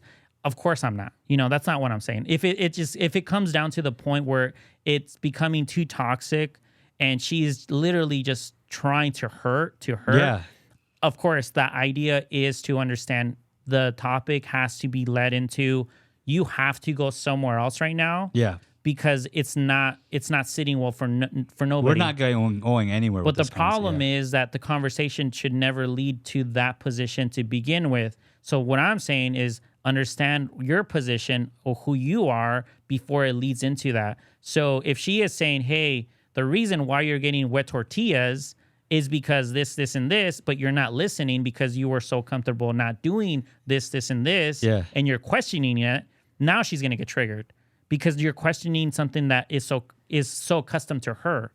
She is accustomed to certain lifestyles because she grew up somewhat similar to my lifestyle. Yeah. So if she sees the opposite of technically of a man, but she's used to something similar to what your dad is, and she's saying, hey, do you deserve oven tortillas or made tortillas, or or are you getting angry because you want those type of tortillas, but literally you're not doing what is necessary, but now you're getting triggered because it becomes more of a personal thing, and like now I have to step away because now I'm being triggered. But that's what I mean. It's just more of just the understanding of who you are first, and that's where you have to understand who she is, because a lot of things, like you're saying, people do argue to argue, but sometimes we're being argued on the aspect of like, I really want to tell you something, but you're not listening to me. So now I have to almost insult you. And that insult becomes where it becomes super toxic. And now we have to step away from each other, which I do agree. Now the space now has to be derived. But before it gets there, what is the problem that has come up to that point? And that's kind of where the concepts are like, okay, understand who you are as a person, understand that you are a guy, and understand what stoicism is, like understand like we have to just stay steady. You're the rock to her emotions, and her emotions are always going to be waves. And if you're not, you're technically just a pillar. And unfortunately, women understand this too. So they will definitely go after what is the most triggering thing for you. And if it's whatever it is that she knows that is going to, like trigger you, she is going to go after it every single time until you listen, of course. But yeah, is it important that you understand who you are? Yes, 100%. But yeah, definitely don't get into toxic relationships though. Damn, Irvin. You took us on this journey. How the fuck did we just get here, man? You did it, bro. We didn't need it, man. You did it. Should we listen to the fortune cookie? Yes, bring up the fortune cookie, goddammit. What you got there, man? What you got? All right, what does the fortune cookie say? What you got there, man? All right. What you fortune got? cookie says... Yeah, what does it say? Hold on. What's it got to? What's our face? Okay, the fortune of the day says, without you in it, the world would be a less friendly place. Damn, bro. I appreciate that, man. That's cute. That's what the fortune cookie said. Really? That's what it said? Yeah, if you want to read it. Yeah. Without you in the world will be a less friendly place. Panda Express. Panda Express. Damn, bro. They really get you in your feels, dude. They know how to do it. They do. That's crazy, man. That's how they get you. Wow. We took a long journey on that one, Irvin. Yeah, we did. What's going on with us? Yeah, it's Tuesday. You got me triggered. Taco Tuesday, bro. It's Taco Tuesday. It's 9/17, buddy. Imagine we have flowers from your wife next week. Why? Because it's a funeral? I'm dead? What the fuck, dude? Why would she be sending flowers, dude? We have an ofrenda, bro. We need flowers. That shit's been there forever, dude. Your picture's going to be right there. I can Coco me out, dude. Oh, shit. You ever seen Coco? Yeah. You forget them and I disappear and shit? Disappear. Like, no, Enrique. Damn, dude. It was his last day in the other world. I'm done, dude. God damn. We got a lot of things to cover, buddy. All right, what's next? We're at 42 minutes already. Oh, my goodness, bro. This whole Mexican talk about tortillas took off, dude. It really did. Tortillas, bro, they're important. It's important, man. Damn. What's your favorite tortilla? The harina? I have it right here. Let me go show you. You have harinas? I have a tortilla right here. What? Why do you have a tortilla here? Enrique's carrying tortillas around. What's going on? Someone made you a burrito or something?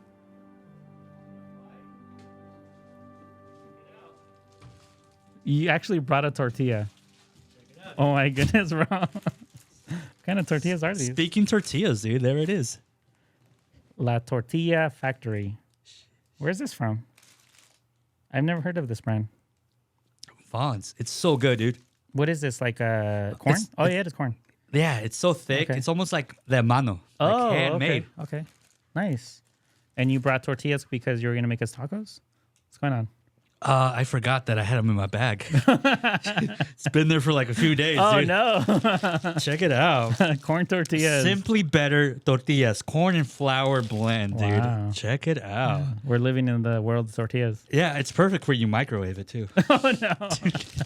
It's ready to go, dude. It's your fault. It says no mono. I don't even know what that means. No hydrogenated oils. No artificial sweeteners. Made with stronger ground corn. Made with sustainable sourced palm oil. Non-GMO ingredients. Interesting. And it says food, family, well-being are the heart of everything we do. But they really tell you that what the ingredients here is wheat, gluten. That's not good, right? I don't know.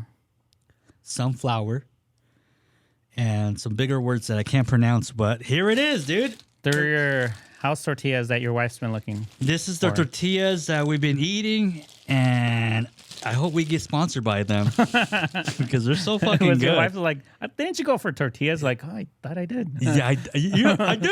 I remember. I remember. Didn't I put them in the fridge? I got to get them back to the fridge because they sell by 9/14/2023. Oh, wow. You better make some tacos tomorrow, Dude, they've been in my bag, dude. they've been in your bag this whole time? Quesadillas, dude. Damn. There you go. Oh, Tortillas. shit. Those are your favorite tortillas. That is. It is. I like it. Okay. So we got another topic here. I know we're at 45 minutes, buddy. Let's go. Damn. It's going to be a long night. It's a marathon, It's bro. a marathon, man. Don't get started with culture with Urban, dude. Bro. Don't get me started. Get him back to his trauma times, cutting his fingers. Can we have your wife in the podcast, bro? Fuck no. We're not going to have my wife on the podcast. What's wrong with you? I want to hear her thoughts. No, you don't want to hear. I want to know why she puts the tortillas in the microwave. Don't. She's going to get mad for me even talking about that. Oh, no. Don't do that. Get me in trouble, dude. What are you talking about? It'd be the last episode. Sign me up. No way, dude. But today, man, I want to get something serious, dude. It's breatharianism. You ever heard of breatharian?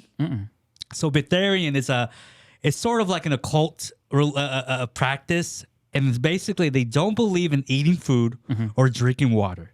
They believe that it can survive on prana. So that's how they eat. They don't eat no food. They don't drink no water.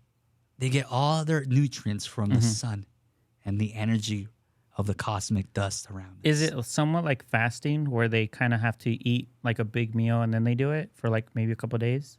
Well, what the idea here, the concept is that you don't eat anything. Like at all. At all. But they don't plan it. It's just like random. It's just like you decide because, they believe that you already everybody's a breatharian because that's all you do. You breathe. That's you check. You're already a breatharian. Next step is for you not to eat no foods at all for long periods of time. There's people that went on claiming that they haven't ate for 17 years. So here, breatharianism has been around in some form or another for as long as 400 years. The modern revival has spread headed by a number of self-proclaimed teachers in the 80s and 90s. Their concept is you don't drink water and you don't eat no food. Okay. So you're literally in the way. If you don't do none of that, you're going to die. Yeah. You have a certain period of time you're going to die. Yeah. So as you're dying, you're getting closer to death, which means that somehow you're getting closer to a different dimensional experience of life because you're killing the flesh. Yeah.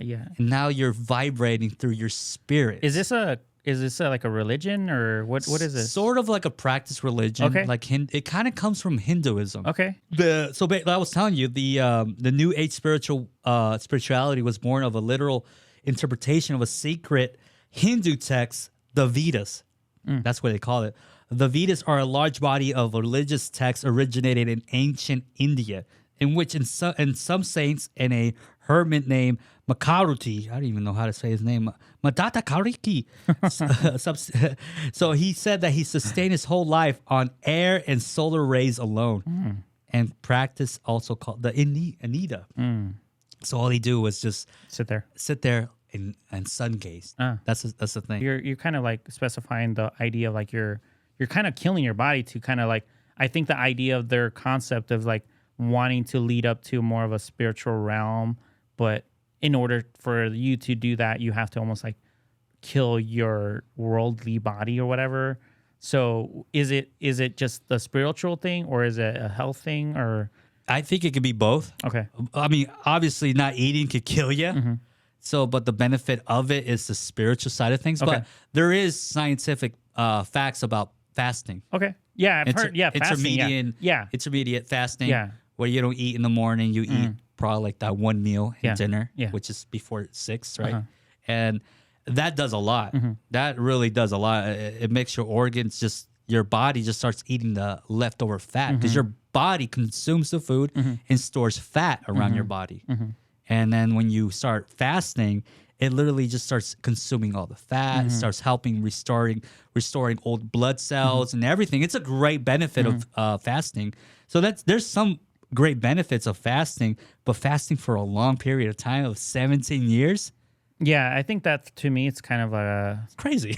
yeah. I would want to see somebody or read an article. We're gonna get there. Or if not, see a video of a guy. We're like, gonna get there. Does he look like a zombie or does he look like a mummy? Because 17 years without water, like I'm pretty sure your body's depleted because we're made out of water. So the idea of someone not drinking water, like, are you eating fruits to provide yourself with some sort of, like No, you don't. nutrients? Like nothing. You don't eat anything. Yeah, but that's what I mean. Like, but air and the sunlight. Well, is that really possible to like have? Because it's literally medically impossible for nobody to survive at that point. Like, are you just laying down? Like meditating, is it the concept that you're not moving at all and you're in a meditated state where your body is just kind of slowly processing the food and slowly processing the waters and liquids that you do have so that you don't have to consume anymore? Or is it just the idea that someone just isn't eating, not drinking for 17 years and still kind of living a normal life? I know there was documentaries of, I don't know what they would call them. It's either yogis or whatever, but they do have certain people that follow certain customs. Like there's a TV show, I completely forgot what it was called, but people would have their hand, or if not both hands up, and they would have it for years that their hand would get stiffened. Oh, like shit. literally their hand would become like almost like a bone. Like their bone would get stuck. So they would no longer have use for them. So, they're just going to sit down like this. And they're stuck like that? Yeah, they would get stuck like that. And then some people would actually use both hands. So both of the hands would be stuck. And the idea was that you're praising God. And the longer that you could do it, the more you're praising, I guess. So whatever God they believe in. But yeah, I remember there was a TV show that their bones were now stuck, so they can't do this anymore. There's no more normal. The mobility of their arms are gone. Fuck. Yeah, because of the religious or the idea. I guess it's just practice. The practice. Yeah, the practice. Fuck, dude. Yeah, the practice, and it's like they live off of the charity of people that come. Because it's like a village or something that they all. So they get fed by the mouth? I don't know how. Because I mean, yeah, exactly. Yeah, they would have to, or if not, they would me. just have to use their because they can still move their body. Damn! I'm telling you, man, this is crazy. Breathism, breatharians. You're a breatharian, but there were several teachers about this. There's different ones, but one of the most famous ones, they came around the 90s, 1980s, 1990s. One was Wiley Brooks. He's my favorite one. He's cool, dude. Yeah. He has a very specific regimen on how to do the breatharian diet. He has a whole diet. Oh wow. McDonald's. Oh wow. Processed food, bro. Oh wow. Yeah, dude, it's crazy. Oh wow. But then we got this other lady named Ellen Grieve. She wrote a book called Living on Light. And she got popularity, man. She became so popular. She had followers. Yeah. A kindergarten teacher died. What? A 31-year-old man oh my God, passed away. Wow. So a lot of people started passing away. Wow. 1990s. Even back then, they were influenced. They were influenced. They read her book. And a few people were dying. So 60 Minutes, that popular show. She's Australian, by the way. 60 Minutes went ahead and asked her, like, yo, will you take up a challenge to have cameras in your home? Yeah. We watch you Yeah. and see how you survive. Yeah. Because you sort of have a responsibility of the people that are dying. Yeah, and you're claiming that this works. And that this works. Yeah. And so we want to challenge you Yeah. to show the world that's true. That is true. If it's not true, you're a murderer because you're killing everybody because you're a fraud, bro. You're a fraud. So she accepted the challenge. Okay. And I do have the video here. Jasmine actually believes she can live without food or water. Oh, Jasmine. In fact, when we suggested a test, without hesitation, she agreed. So you're happy that we lock you up for 7 days and watch you die? You wouldn't watch. Should we lock you up a couple of days and watch you die? Oh, no, bro. Just like that, bro. Look at her answer, dude. She's such a thug. She's such a gangster, dude. So you're happy that we lock you up for 7 days and watch you die? You wouldn't watch me die. I'd come out smiling and laughing of your holiday. But Woo! Holiday. You said she was Australian. She sounded like she's from England. She does sound like English.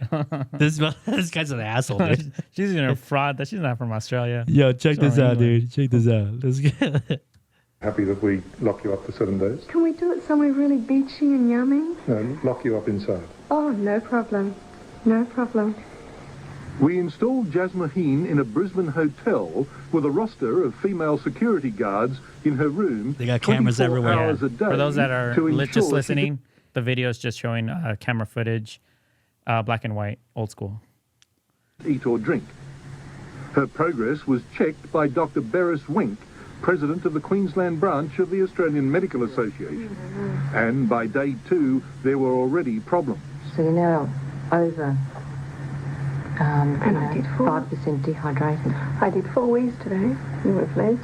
Is that good? I don't know. If we let this go much longer, that's going to damage your kidney. Yep. Day 3, and Jasmine was complaining that city pollution was limiting the nutrients she was able to derive from. So it's day 3. She's already complaining. But she's the one that picked. Remember, she's the one that wanted something by the beach. Yeah. So she chose a location to begin with. Well, this is her home. Okay, well then it's literally she's lying then. Yes, and the funny thing is that they went through her, like they opened the refrigerator. Uh-huh. He's like, "What's up with all this food?" Yeah. This is for my It's for partner, looks. friends that come over. They eat It's just for show. for the eaters. Yeah. And now she's like, "This is a 3rd day." Yeah. She's basically dying, bro. She's The doctor's like, your kidneys are 4 gonna days, fail, bro. What's wrong with you? Yeah, Stupid. and that's the thing. They hired Yeah, a professional. a professional nurse, Yeah. on staff, security guards on the clock, just to watch her. Yeah. 3 days, bro. She's already dying. Yeah. Fresh air. We were stacking the test against her, she claimed. So we agreed to move to another location. Oh, just smell the air. Keep going, bro. Keep going. I smell the air. I'm so full. We went 20 kilometres outside Brisbane to a place called Clear Mountain. Here, Jasmine was happy again, but starting to look gaunt. By day 4, her condition had deteriorated dramatically. Her pulse rate was up, blood pressure down, and she had lost 6 kilos. Wow. It's Friday night. You started on Monday night. How much water have you had? None. None whatsoever. idiot. Oh, I'm not allowed. How much? Look at her energy, dude. None. Like she's going through a weird psychosis. Yeah, where her brain doesn't have any liquids. Like You're now right, she's no probably nutrients. she's going into this form of just I don't know, it's just like delusion at this point. Like she's hallucinating at this point. You know, the idea that she's healthy and she's falling into the idea that whatever she's doing is healthy, even though her body's literally telling the opposite. Yeah, she looks, She's probably a narcissist, bro. dude. Yeah, like look at the way she responds. Blood pressure down, and she had lost 6 kilos. It's Friday night. You started on Monday night. How much water have you had? None. None whatsoever. No, I'm not allowed. How much None. I'm not allowed. Like she's complaining about it. did? None, I'm not allowed. How are you feeling? I feel really good now I'm here. You want a lay opinion? A lay A opinion. lay opinion. Yeah, well, I'd look like I'd lost a lot of weight, and the doctor confirmed, saying, Okay, you're not looking real well. No, I feel good. You're now quite dehydrated, probably over 10%, Wow. getting up to 11%. Wow. What do you think? Last time it was 5%. My mouth's still moist, and my skin's not bad, so... But the question And is, her eyes are a little sunken. Her pulse is about double what it was when she started. is she entering a dangerous period? Very much so. Yeah, This 4 is days, 4 bro. 24-hour days she's gone now. And what are the risks? Kidney the failure. risks if she goes any further are kidney failure. Yeah. She's burning up her fat and her muscle. That means she's hardly passing any urine. That's true. I And did 4 she- times today. It's too dangerous to continue? Very much so. Too dangerous to continue. 60 minutes would be culpable if they encouraged her to continue. Damn, dude. She's Yeah. this is The actual doctor is actually saying, hey, let's not do this anymore, because she's basically in the idea that she is doing it for the right reasons for herself, but she doesn't even know what she's doing to begin with. exactly. Yeah, she's not the professional. She's just an idiot. Yeah. She's a moron, bro. So they got a professional nurse Yeah. watching her, Telling checking her. her blood pulse, Yeah. her heart rate. Kidneys. She lost a lot of weight. Yeah. 10% of no water. And you can see it on the video that she's just kind of going a little cuckoo, right? Yeah, she's very ignorant at this point. Damn. It's like dumb. Very dumb. Yeah. So what happened? How does it end? How does it? Did she die? No, she doesn't die, dude. The nurse basically tells her that they can no longer do it. You know, that the 60 minutes, and you know, the nurse said, we can't continue this any longer. Yeah. So she only lasted about 4 days. Yeah. Security reasons. Security, lawsuit reasons, right? She could sue 60 minutes, right? I don't know. I wouldn't know the laws in Australia. Right. But point is that she only lasted 4 days, and then basically they just canceled the whole thing. They shut it down. You should stop now. It should stop now. Can you come to the intelligent view yet? If my body tells me, yes. That you can't survive on air? No, that's not true, because I've done it for a long period of time, and the last time, look, 6,000 people have done this around the world without any problem, Richard. But look, even to a layman like me, at the end of 4 days, I can see your body's collapsing. Will you Because yet I've come spent to... 2 days fighting carbon monoxide poisoning. If 60 minutes didn't put me beside the Story Bridge... Carbon monoxide poisoning. What does that mean? Just means pollution in the air. The busiest main road, where like I asked for fresh air, like 70% of my nutrients come from fresh air. I couldn't even breathe in that place. Can you explain how she can believe this, given the evidence in front of her? But I've done it before. I can't, and I mean... Well, this is the idea that we're kind of currently what's currently happening at this point in our time. It's just a different aspect of mentality, you know, like the idea that someone is actually telling you facts in, you know, like biological senses, you know, like a doctor's actually telling you, you cannot do this because it's unhealthy. Your kidneys will fail and there will be greater consequences towards your actions. Clearly, she's a professional telling her what the body will do and how it reacts. How's it looking? How's it looking? Literally, we're seeing you. You're depleting right now and you're acting like an idiot. And yet she's in her own world right now. She's like, not her ego's invested, or her ego's invested. You know, like, I don't want this to come out where I'm lying, because it is a lie. Like, it's clearly a lie. We all see it. Like her like what you're saying with her verbal, like her expressions, you know, like she is literally slurring her words. And I thought you said she was Australian, but literally she's talking like an English person. But that could be because she's hungry. You know, so her verbal skills are just getting slower. Yeah. That it just sounds like a different dialogue. But overall, like, that's what's happening now. We're being influenced with the other aspects of like what is and what isn't. And that's just another form of what is, you know, like that at that time, that what you're kind of teaching us right now, or what you're teaching me. I was like, bro, like, people were delusional at that time too. It's always been the thing, yeah, right? it's always been a thing. It's always been tribal, a concept of like an idea of like, and then people follow because they want to feel like they're a part of a group.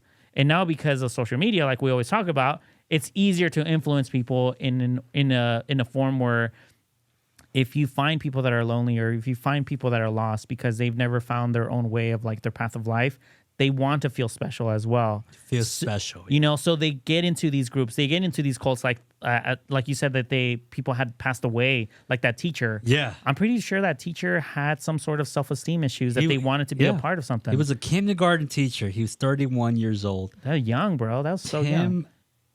He was your age. Timo Degano. Oh, no. He died, bro. He fucking died. Yeah. And her response to all like those side effects that go through the time of you not eating, she said, there are signs of the spirit breaking through the body. You know? And so as a student of that practice, you'll be like, that's right. Yeah. This is how it works. You know, when you work out, it hurts. Yeah. But you got to break through it. Yeah. So them not eating and vomiting black liquid. Oh, my goodness, bro. This is just the process.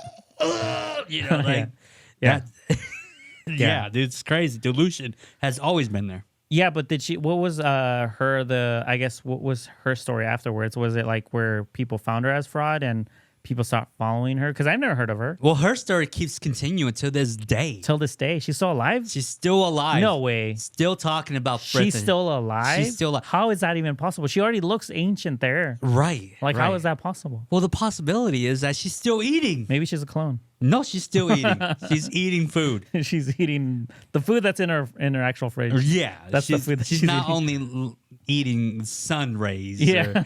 and breathing air to survive. What is she, like 90 now? She's probably. Don't tell me she was like in her 30s at that point because she looked old at that point.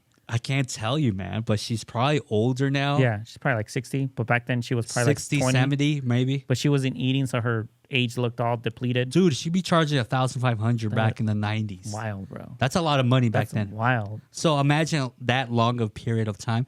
I mean, her believers said 60 minutes. Mm-hmm. They, she could have survived. Mm-hmm. She could have done it if you guys wouldn't have canceled it. Yeah. They followed the delusion as well. They followed the delusion. Yeah.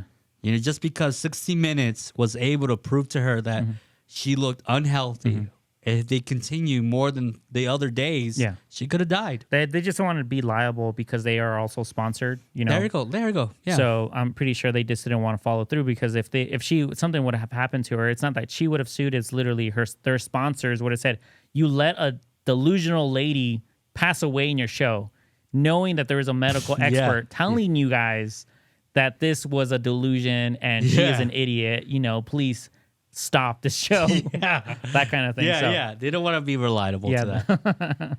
So that's basically what happened. She continued her career of becoming a famous breatharian. Wow. Making more than $1,500, dude. That's wild, though. That's a lot of money. That was the first time OnlyFans. That's the first OnlyFans. Cultism, for sure. First sure.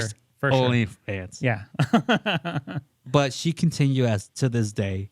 But she did last there for 4 days on that 60-minute segment. Dude, I got to take a piss, to be honest with you. You are the oldest man I've known at 31 years old.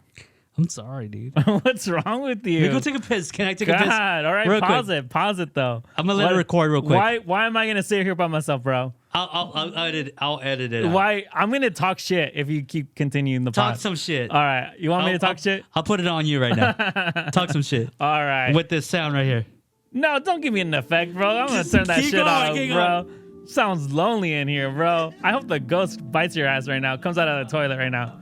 Honestly, it is what it is. I got a co-host that has a small bladder, but show has to keep going on.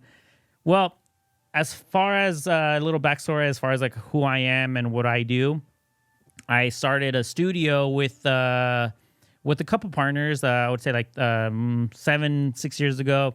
Started my own little company. I'm an independent photographer, videographer. I do content for small business out here in the Antelope Valley.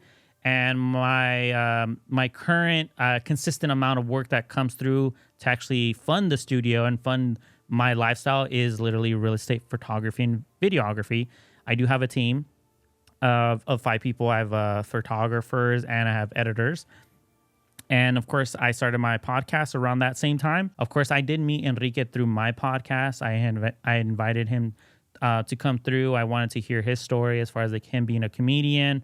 We got along, we started hanging out, and of course, we started this podcast.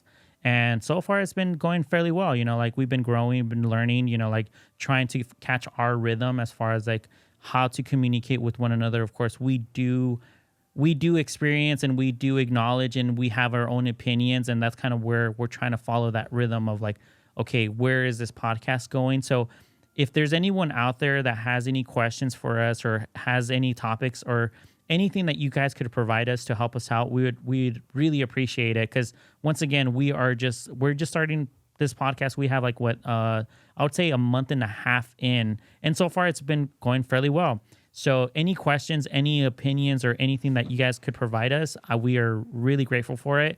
And ladies and gentlemen, we got a caller. What's going on, Enrique?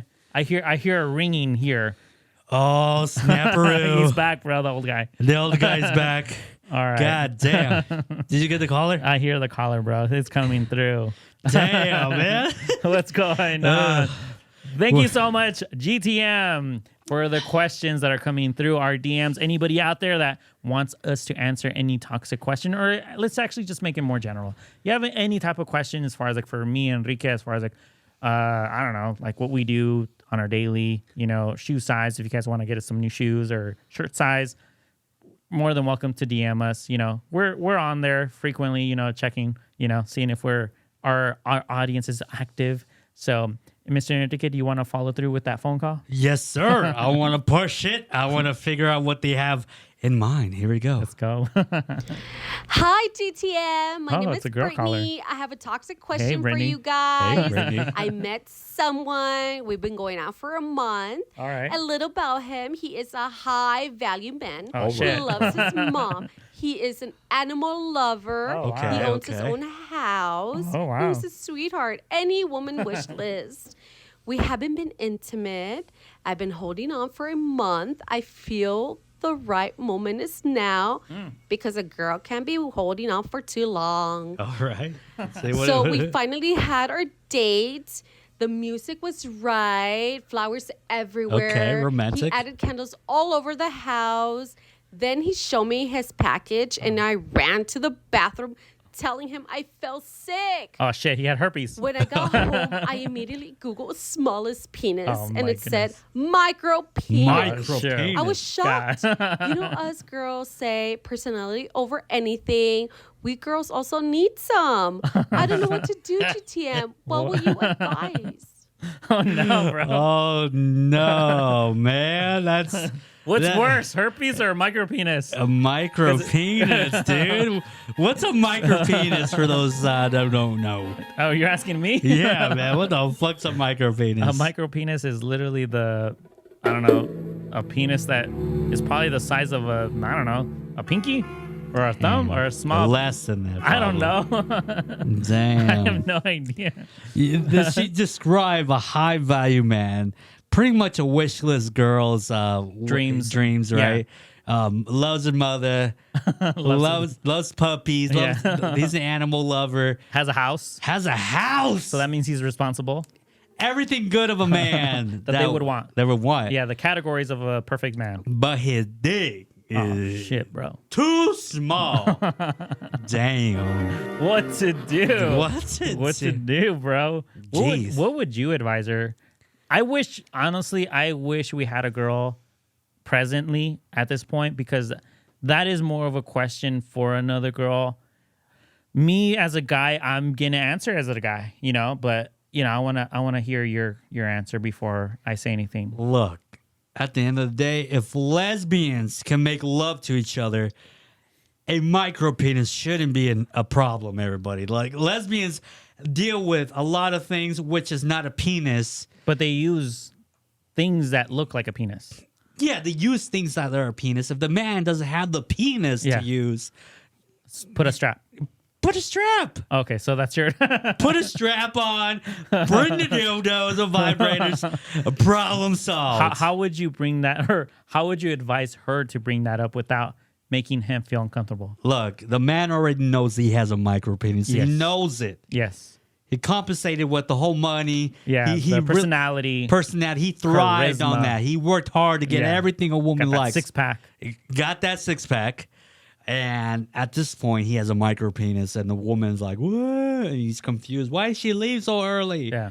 Look, man, you got to do what you got to do. I mean, a woman must do what she got to do. Mm-hmm.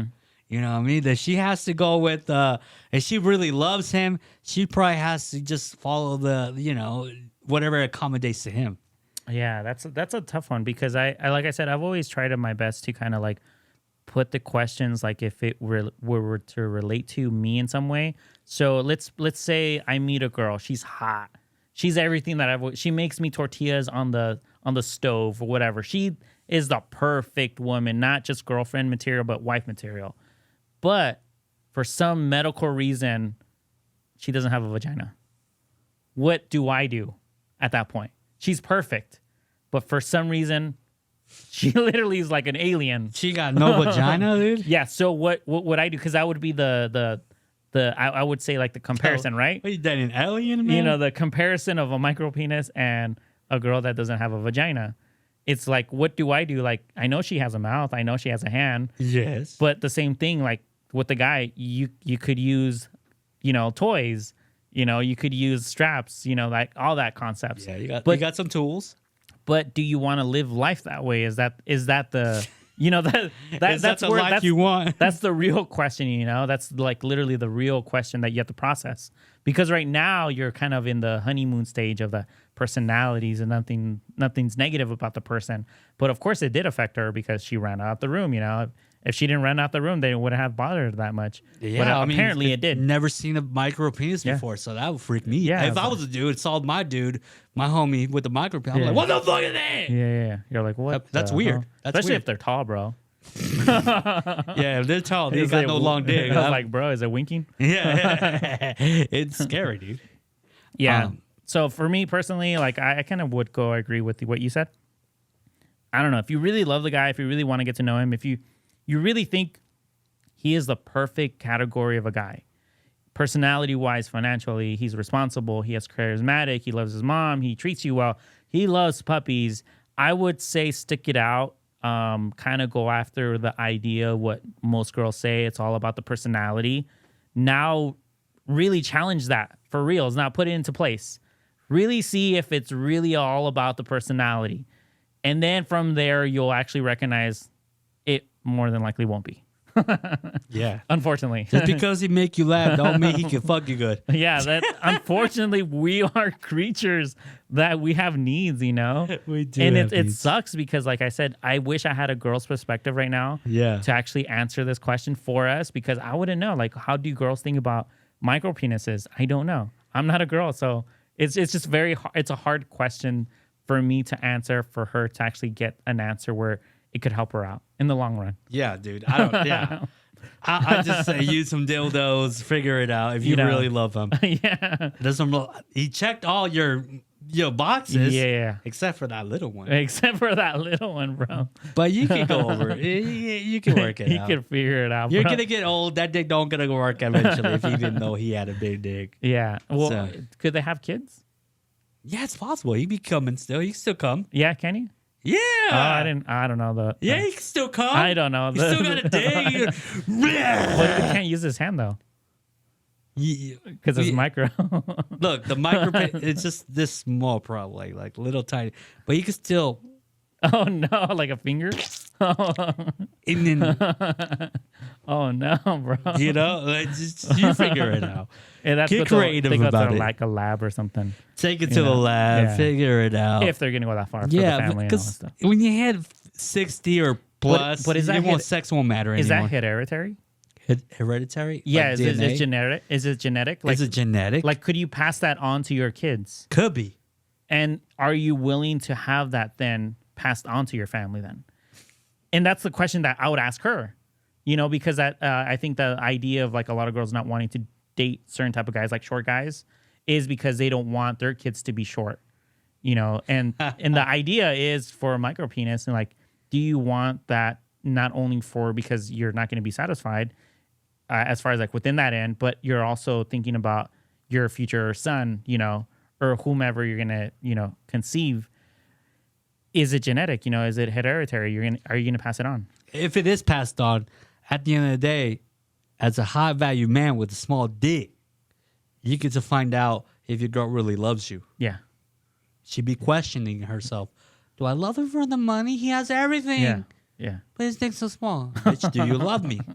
Do you? Is it my personality? Is it my personality? Is it my personality? Yeah. Or do you really love me who I am? Yeah. If you really love me for who I am, my small dick, Mm-hmm. we're going to make it happen. Yeah. There you go. It's a Yeah. win-win situation, kind of. Well, I don't know about that one, but I don't know. I like I said, I really wish we had a girl's perspective on this question, because it's more of like a question derived for a girl. But my 2 cents, here you go. That was my 2 cents. I hope that helps out in some sort of way. I'll give you my 50 cents. There you go, everybody. Yeah, thank you so much, caller, for giving us that interesting question. It happens. Your man might have a micro penis. Oh no! But it might work for your advantage. All right. Does she love you for your money? Yeah. Or does she love you for your dick? Yeah. There you go, everybody. And is there something that for you that you wouldn't want to deal with when it comes to the opposite sex? I mean, small titties, man. That's a little weird. You wouldn't want to deal with that? What's small It's to just you? awkward, dude. What's It's just, small to you though? like A's? Like it's smaller than A's, probably. Okay, like literally non-existent. It's just a nipple. Okay, yeah, that's like literally non-existent then. That's a little weird. Yeah, I've never had that. Very weird. Yeah, I've never been with a girl like that, so I can't say. There's girls like that. Oh, for sure, 1,000%. That's their micro penis. Their micro titties. Well, I know some guys are into boobs, and I know some guys are into asses, so I can't really say I'm that. into both. You're into both. Yeah, as long as they have an ass. And Yeah, I like a big booty or big old titties. That's the plus. I love it. So that's your category of the micro penis for you. Yeah. Small titties is completely a micro penis for me. Okay, gotcha. Well, But is she loving, caring, catering? I mean, kind of, yeah. We'll marry. We'll get married. Yeah, you'll get married. Yeah, regardless. Regardless of your small titties, we'll, Oh, get, no. we'll get it through. I mean, right. if you can't feed my kid after the pregnancy, Oh no, bro, poor kid. mean, there's formula. There's formula, bro. Yeah, so there's possibilities. Yeah. Just as a man with a micro penis, there's Yeah. possibilities. Well, that's Enrique's equivalent of a micro penis. I just wanted to know. Yeah. just wanted to know. wanted to know. Damn. I just wanted to see your standards, bro. What are your standards? My standards are Now- pretty now I know. interesting, but I really wanted to get into the before we end the show, man. I know we went a long time, but This is a marathon, bro. yes, it is. Wiley Brooks. When did he die? Wiley Brooks himself died in 2006 2006. at the old age of 80. He lived a long time. I mean, will you call it a long time? 80 years old is fairly old. Yeah. Yeah, it's fairly old. As a breatharian? Well, as a fake breatharian, I would say I can't really say at this point that none of them are actually honest people. You know. Yeah, but 80 years old is a pretty long time. Yeah, for sure. But there are 80-year-olds that have smoked since they were 12. So I can't really make an argument towards was their way of living a healthy way of living. You know, it's there's no data to show they actually went through what they said. You know, Can't be perfect, but he lived to 80 years old. yeah. I wish I could live to 80 years old. You all, man. Thank you. We're gonna get you onto that treadmill more often. Thank you. We're gonna go on that treadmill. I'm gonna set a treadmill next to yours. Quarter pounder with the Diet Coke? No Diet Cokes and no quarter pounders, bro. God almighty. Staying healthy, bro. Stay healthy, everybody. Staying healthy. That's it. I think that's it. Woo! Well, everybody, thank you so much. No. We have a video, bro. Oh, damn. Yeah, bro. What's wrong with you? I was going to end it You're early. trying Huh? to conclude everything, bro. Damn. We're still going to keep going. Now we're gonna end this the correct way. I'm down. If you're down. Because this is current. This is a current news topic, and I want people to listen to what is current. And what is current is what we're gonna talk about next. I'm down. Let's do it. I'm down. I thought you want to go home. I know you got a regimen. I want to go home, but You wanna- yeah, but you wanna go home. I finish things the way that they need to finish. Fuck, baby. I We'll be need here till 2 in the morning. No. What time? It's 10:30, bro. 10:30, buddy. You know what? My bedtime is literally at 9. Okay, so please, Irvin, tell us what the band is called. We're going to talk about this Mexican group. Go ahead and tell everybody what it's about. Well, apparently there is controversy there's controversy now on this Cancellation? Well, it's kind of a cancellation with a young, I think their family, a sister and brother, young kids from Chicago, I believe, born in Chicago. I think the band name is Yaritzia. They sing banda, so it's technically the equivalent of country music as far as like if you're in the United States. If you're in Mexico, if you listen to that type of music, it's almost like the nationality or the equivalent of country. So you're really putting in the idea of like, I am this culture, I'm producing this type of music, I am very proud to be Mexican. And they had made a couple comments when they went to go visit Mexico, and they posted a couple of videos on their social media, and they had spoken about, you know, the Mexican food, The culture, yeah. the culture. And once again, Mexicans are very prideful. If you haven't noticed on this podcast how prideful I am when I'm talking about specific topics, imagine an actual Mexican in Mexico, you know, it's hearing these things. And we're just talking about microwave tortillas. No, they spoke about the food, the culture, the sodas, how everything's being delivered. And not only that, it's disrespectful when you're literally selling a product to us, to Mexicans. Cater to Mexicans. Cater to us. And when you have this attitude that you're almost above us, with the idea, like when someone's asking you a question about the culture in Mexico and you're basically downgrading and literally belittling the culture in Mexico, and your demographic is literally that.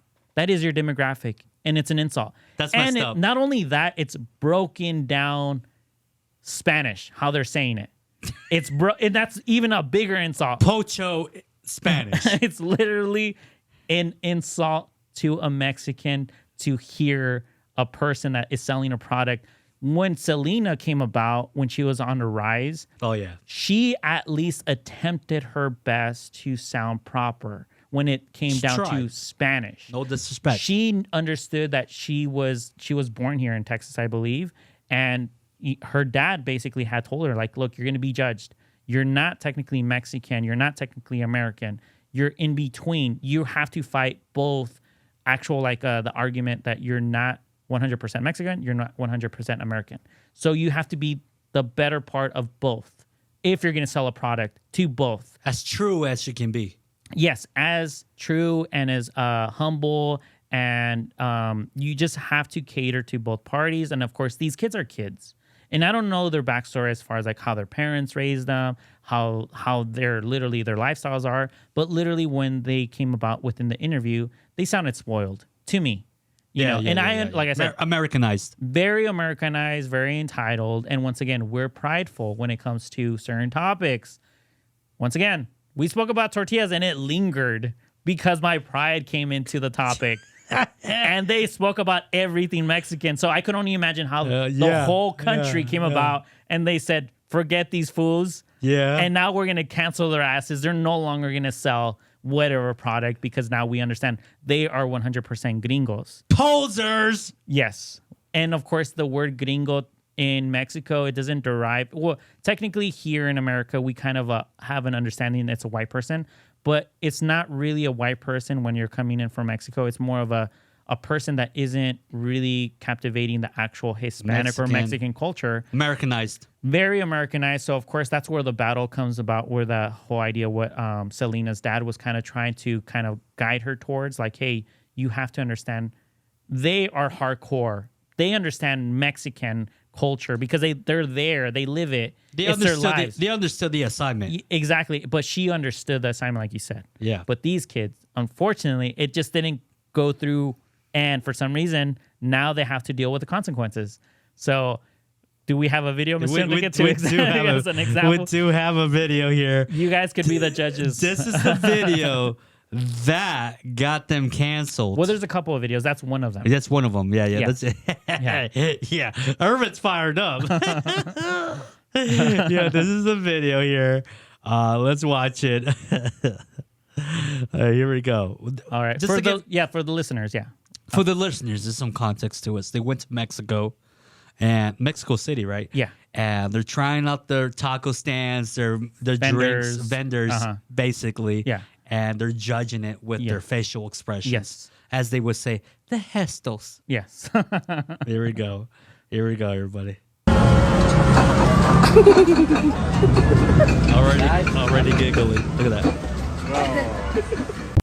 Yeah. So it's really short. It's very, very short. It's one of those things where you're kind of understanding what they're saying without saying it. Of course, the girl singer, the main singer, she is making a facial expression of basically she's not pleased that they served her the soda in a plastic bag. Yeah. Which is weird.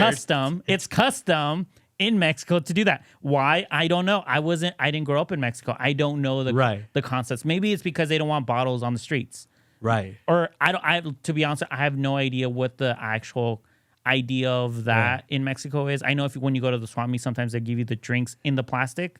But to be honest, I don't know why they do it. But I know it's a part of the culture as far as like if you live in Mexico, it is what it is. That's how they serve you your Pepsi. Literally, the guy is dumping the Pepsi in a bag.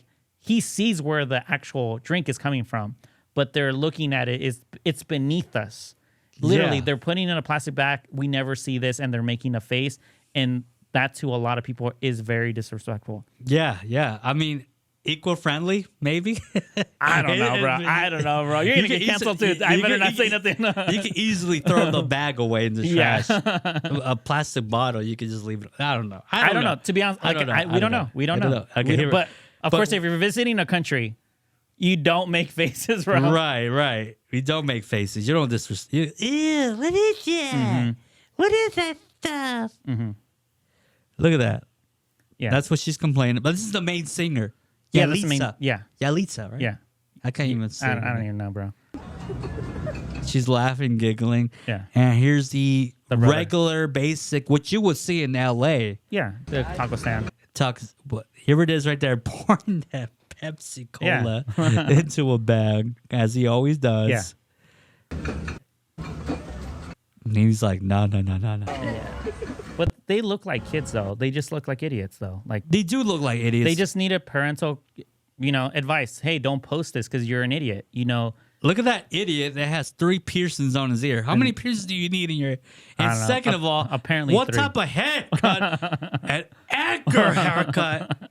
He's a poser. He's just trying to follow the trend. Exactly, Look at because him. they are selling a product that is catered to literally Mexicans. Look at him, and he's right. Yeah, right. it's catered to Mexicans. Everything that is popular right now in Mexico, they're going to use it to their benefit to sell their Posers. CDs or whatever. Yeah. Posers. Look at that little poser.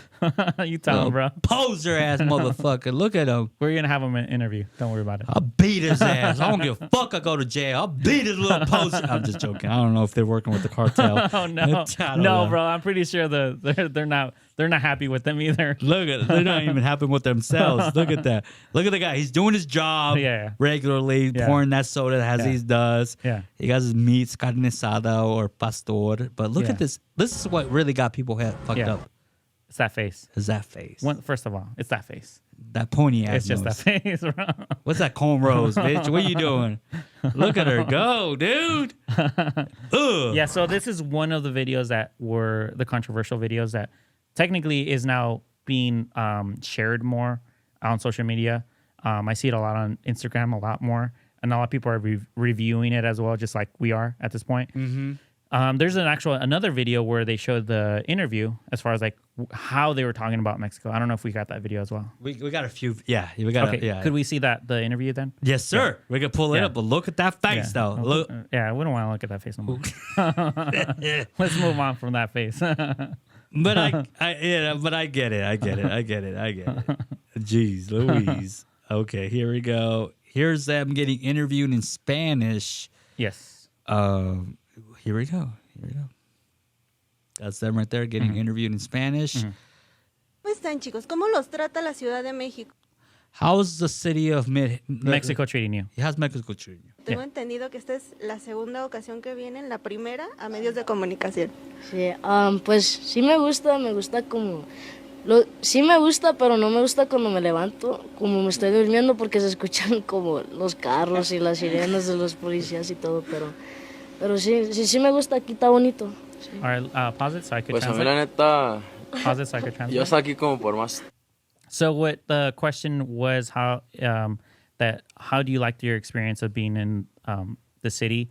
To sum it up, as far as like what she said, I like it, but I don't like it because I hear the city noise as far as like ambulances and car noises and all that stuff. Once again, I wouldn't find that too disrespectful, but once again, you're a visitor. You're a visitor to a country. Do not say nothing dumb. And I don't know who the representatives are as far as like within the group. That I think that's where they just didn't understand where they're at. Like you're playing the role of of course you're always going to be Mexican if you have Mexican blood, Right.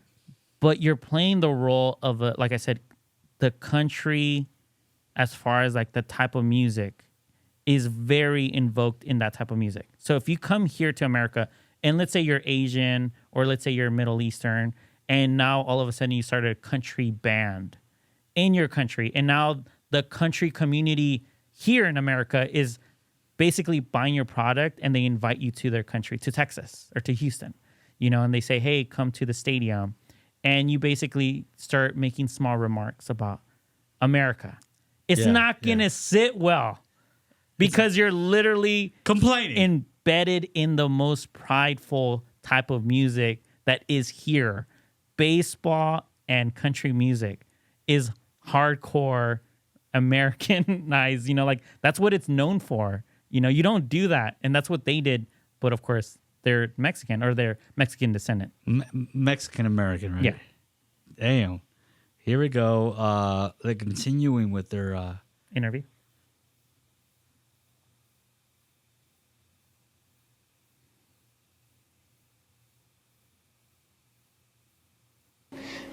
Sí me gusta, pero no me gusta cuando me levanto, como me estoy durmiendo, porque se escuchan como los carros y las sirenas de los policías y todo, pero sí me gusta, aquí está bonito. She has an accent too. Well, not much of an accent, but no, she has an her accent. Spanish sucks. No, it's just an American accent. Right. Yeah. Pocho. We should definitely Pocho. we should send them a Yo Sabo game. So they could practice their Spanish, bro. It's on us, bro. Get educated. It's on us. Get educated. A mí la neta, yo estoy aquí como por más tiempo, pero no me gusta mucho la comida aquí. Oh, he does not like Mexican food in Mexico. How can you not like tacos? Oh, keep going. I want to know. Me gusta más de donde vivimos. So they live in Chicago. Allá en Washington, la neta. Oh, Washington, actually, my bad. Washington. Okay, so he said he likes the food more in Washington than in Mexico. Bro, you are a visitor, you idiot. You freaking moron. And he looks the oldest, too. He is the oldest. He looks like 50. He even said himself. He looks like he's 50 years old, bro. He looks older than me. Is that your phone, bro? First he needs to go to the bathroom. Now he's getting phone calls. Here we go. I gotta get Wow. that overtime. I got working overtime. Wow, bro. Here we go. Son que sí pica y sabe bueno. Yeah. Está poniendo agua a la boca. Para mí también es la comida porque yo soy bien delicado y pues casi nomás como chicken, ajá, puras como alas de que no también que no tengan. He's probably gonna say barbecue, bro. Alas. He's like hot He's wings. like, I'm probably gonna I like ketchup and barbecue. Reminds me of somebody, bro. That's me. Oh my goodness. So he apparently said he's very delicate and he only eats chicken and he apparently doesn't like anything spicy and he prefers something. I think you paused it. Yeah. He likes hot wings. Yeah, he likes hot wings, but he was gonna say something else. Here we go. No me gusta nada de eso. Son nomás. Y aquí nosotros bien picante, bien grasoso, bien condimentado, ¿verdad? She's just like we're greasy. Condiments. Yeah. Everywhere. It's flavor. Spicy. Like, literally, it's all the flavor, yeah. Sí, pero No hemos probado comida así. And this is their apology video. Yeah, their apology that literally is a forced apology. So it made it worse. And the way they apologize is so shitty. Yeah, it's just like made it worse. Like, bro, you had to go on your phone to apologize. And then went ahead and get that little saint guy on his chest, on her chest. Look at it go. Hola mi gente, ¿cómo estamos? Les queremos mandar un grande saludo de parte de Yaritza Su Esencia. Desafortunadamente Mando no pudo estar aquí con nosotros, pero él sí fue parte de este mensaje que les queremos dejar. Y pues para empezar, primero que nada, queremos que sepan que lo que nos motiva todos los días para escribir canciones y música es el gran orgullo de tener sangre mexicana en nuestras venas. No importa de dónde nacimos, somos orgullosamente mexicanos y apreciamos muchísimo el cariño del público y en especial en México. Ustedes siempre nos demuestran mucho cariño y nos reciben con mucho amor y por eso estamos agradecidos pero también apenados. Hemos visto los comentarios recientes en las redes y creemos que ustedes, el público, tienen toda la razón y pues no nos supimos expresar correctamente y en vez de hablar de lo tanto que nos gusta el país, especialmente la Ciudad de México, hablamos. So they're basically giving a half-assed apology, and it sounds scripted to me because if you could tell the way that she's speaking directly right now, it sounds scripted. Yeah. Because you could tell right away how much she lacks Spanish when it comes down to the interviews. And there's other interviews that she's had on live on social media, and it's very broken as far as like when it comes to her Spanish. Right now, it sounds like very fluent, or I would say very fluent, but it sounds like she actually knows what she's going to say next. And unfortunately, a lot of Hispanics and a lot of Mexicans caught on that. And that's where the controversy comes into place when it comes to even their apology, because it just doesn't look genuine. It doesn't look genuine. Because they already understood who they are, you know. They just don't speak well in Spanish. And if you're speaking all of a sudden, and it's very like, okay, I understand what you're saying. Okay, what's going on? Who wrote this for you? Right. Yeah. So you don't believe it's her apology? No one does. Nos gusta el They don't país, even believe in their own apology. especialmente la Ciudad de México. Hablábamos de algunos detalles que estuvieron fuera de lugar y ya entendemos eso. Y pues les ofrecemos una disculpa de todo el corazón. Si nos ofendimos a alguien, esa nunca fue nuestra intención. Nosotros amamos a México, nuestra cultura y a su gente, y poder ser parte de esa cultura. Y por nada quisimos ofender a nuestra tierra, se los juro, nunca fue nuestra intención. Shut the hell up, woman. I want to hear what her brother had to say. Does he? He just say nothing, man. Tener una relación honesta con skip her. Y de verdad también los queremos mucho y agradecemos todo su apoyo. Muchas gracias. That's all he said. Thanks for the support. Thank you. Bye. Bro, they sound like a lot of people that I know. Like where they get so embedded into the idea of what Mexico is, and it's all because it's a trend right now. Mm-hmm. It's 100% a trend, and I get it. Like we're very prideful when it comes to our culture, and you know we want to belong, you know, because we grew up here and we want to embrace everything. But you have to understand, it has to be coming in from a genuine location within you. You know, you can't just follow the trend to follow the trend. Just the way that they're faulted as far as like you're selling a product to Mexican people, and then you're acting a certain way towards the actual culture. Because all you wanted is, maybe you do love the music. And you're talking about the experience because that's what the songs are about, you know, the experience of a Mexican. But then again, you're making these gestures when you're at a vendor and you're posting it. It's an insult. When you're going on to interviews and you're saying you don't like the city because it's too loud. Or the other guy's like, oh, I like the food where we live because it's spicier. Or the other guy saying, well, my stomach is more delicate, and he doesn't know how to say pollo. He says chicken. I'm like, bro. That's ridiculous, man. This should definitely get canceled for the dumbass responses, man. Yeah, well, we'll see. We'll see. I know for sure there have been other artists that have come in from other regions that have made comments or have done certain things that have offended the fans. And once again, Mexicans are fairly prideful. They don't forget. They don't forget that they no longer are as popular anymore in Mexico because they're no longer accepted in Mexico anymore. Yeah, they don't fuck around. Yeah. You disrespect us? The way we serve our sodas and bags? We remember everything. We remember everything. We definitely remember everything. Yeah, we don't tolerate posers, man. Damn, their apology sucks, bro. But it is what it is. Look, like they're kids. I understand. They made it big. You know, they came up quick. They did. They came up quick. They have money now. They have popularity now. When you're at that young age, you're very influenced into your own self, and everybody's saying yes to you. It's hard for you to actually be humbled. You know, they may have thought that what they were doing, their little gestures, didn't mean anything to them. In reality, it might have not, but it's because they came up so quick. And like I said, where are their parents?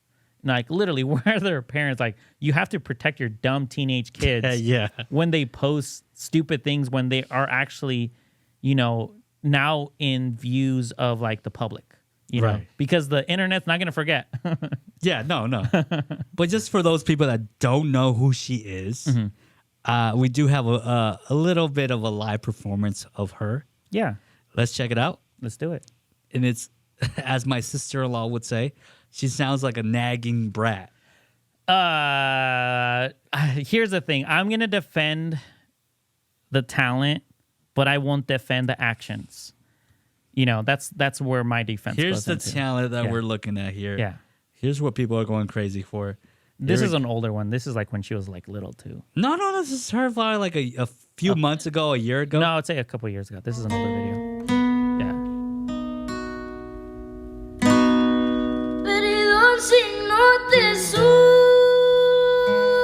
I can't disrespect talent, but I will literally call out stupidity. The stupidity is the actions. I'm not going to take away from their talent. The talent is there. You could tell that she is naturally gifted. Yeah. She is naturally gifted, and I will make fun of her now, her hairstyle. Her actions, her speaking. Actions. I get it. I'll make fun of her. God damn it, man. Look at that. But once again, if I ever heard... I'm not going to hear that shit in the car when I'm on the way to Vegas. If I ever heard Enrique sing like that, I'll be like, bro, we need to record a CD. No, you're not going to record a CD. Yes. Once again, you cannot judge talent that you don't have or possess, and I'm not going to take that away from them. I will never. I'm taking it away from her. I can't because I am. Neither me or Enrique have that talent. But what I will take away is their actions of being dumb teenage kids being in Mexico. And I'm taking away everything. Yeah, you could do it. You could definitely do it, bro. But yeah, they're definitely talented kids. Get out of here, kids. Come back when you're 25. 25. They look 25. No, they look like they're 16, 17, man. Yeah. I don't got time for the whole disrespecting Mexico, dude. Go cry yourself. I can only imagine how she cries. Bitch, shut up. Oh, no. Talk about how the soda's bad in Mexico.